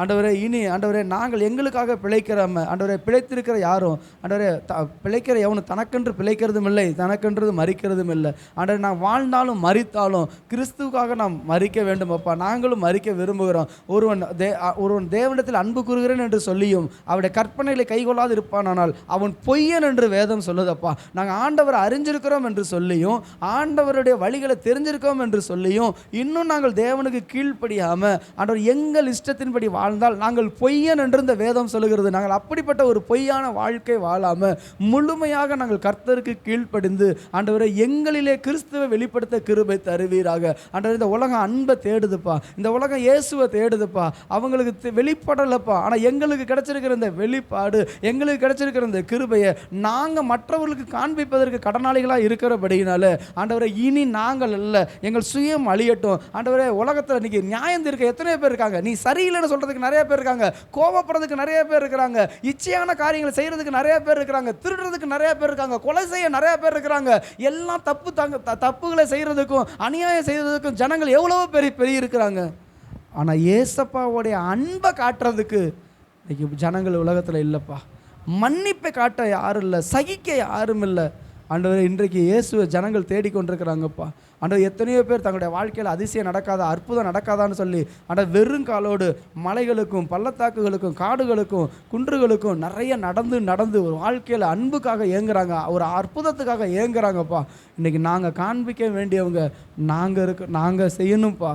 நாங்கள் தான் இயேசுவை காண்பிக்கணும். வசனத்தில் சுவிசேஷ பிரசங்கத்தினால் அல்ல, எங்கள் வாழ்க்கையில் இயேசுவை வெளிப்படுத்த ஆண்டவரே எங்களுக்கு கிருபை தாரும். நான் வேறு நீர் வேறு அல்ல, நாம் இருவரும் ஒருவரானோம் என்ற அந்த பக்தனுடைய வார்த்தையின்படி, அந்த பாடலின்படி எங்கள் வாழ்க்கை இருக்க கிருபை தருவீராக. இயேசு கிறிஸ்துவின் நாமத்தில் ஜெபிக்கிறோம் நல்ல பிதாவே. ஆமேன். என் ஆத்துமாவே கர்த்தரை ஸ்தோத்தரி, என் முழு உள்ளமே ஒரு பரிசுத்த நாமத்தை ஸ்தோத்தரி. என் ஆத்துமாவே கர்த்தரை ஸ்தோத்தரி, கர்த்தர் செய்த சகல உபகாரங்களையும் மறவாதே. ஆமென். நம்முடைய கர்த்தராகிய இயேசு கிறிஸ்துவின் கிருபையும் பிதாவாகிய தேவனுடைய அன்பும் பரிசுத்த ஆவியானவருடைய அந்யோன்ய ஐக்கியமும் சமாதானமும் பாதுகாப்பும் இன்றும் என்றும் சதா காலங்களிலும் நம் அனைவரோடும் இருப்பதாக. ஆமென். ஆமென். வருகிற 1ஆம் தேதி வெள்ளிக்கிழமை முதல் மாடியில் மவுண்ட் மரியா ஹவுஸ் ஆஃப் பிரேயரில் வாக்குத்தத்த ஆராதனை உண்டு. ஃப்ரீயாக இருக்கிறவங்க தயவுசெய்து கலந்து கொள்ளுங்கள். நல்ல ஒரு ஆராதனை, தேவ வார்த்தை நீங்கள் கலந்து கொள்ளும்படி கேட்டுக்கொள்கிறேன். Praise the Lord.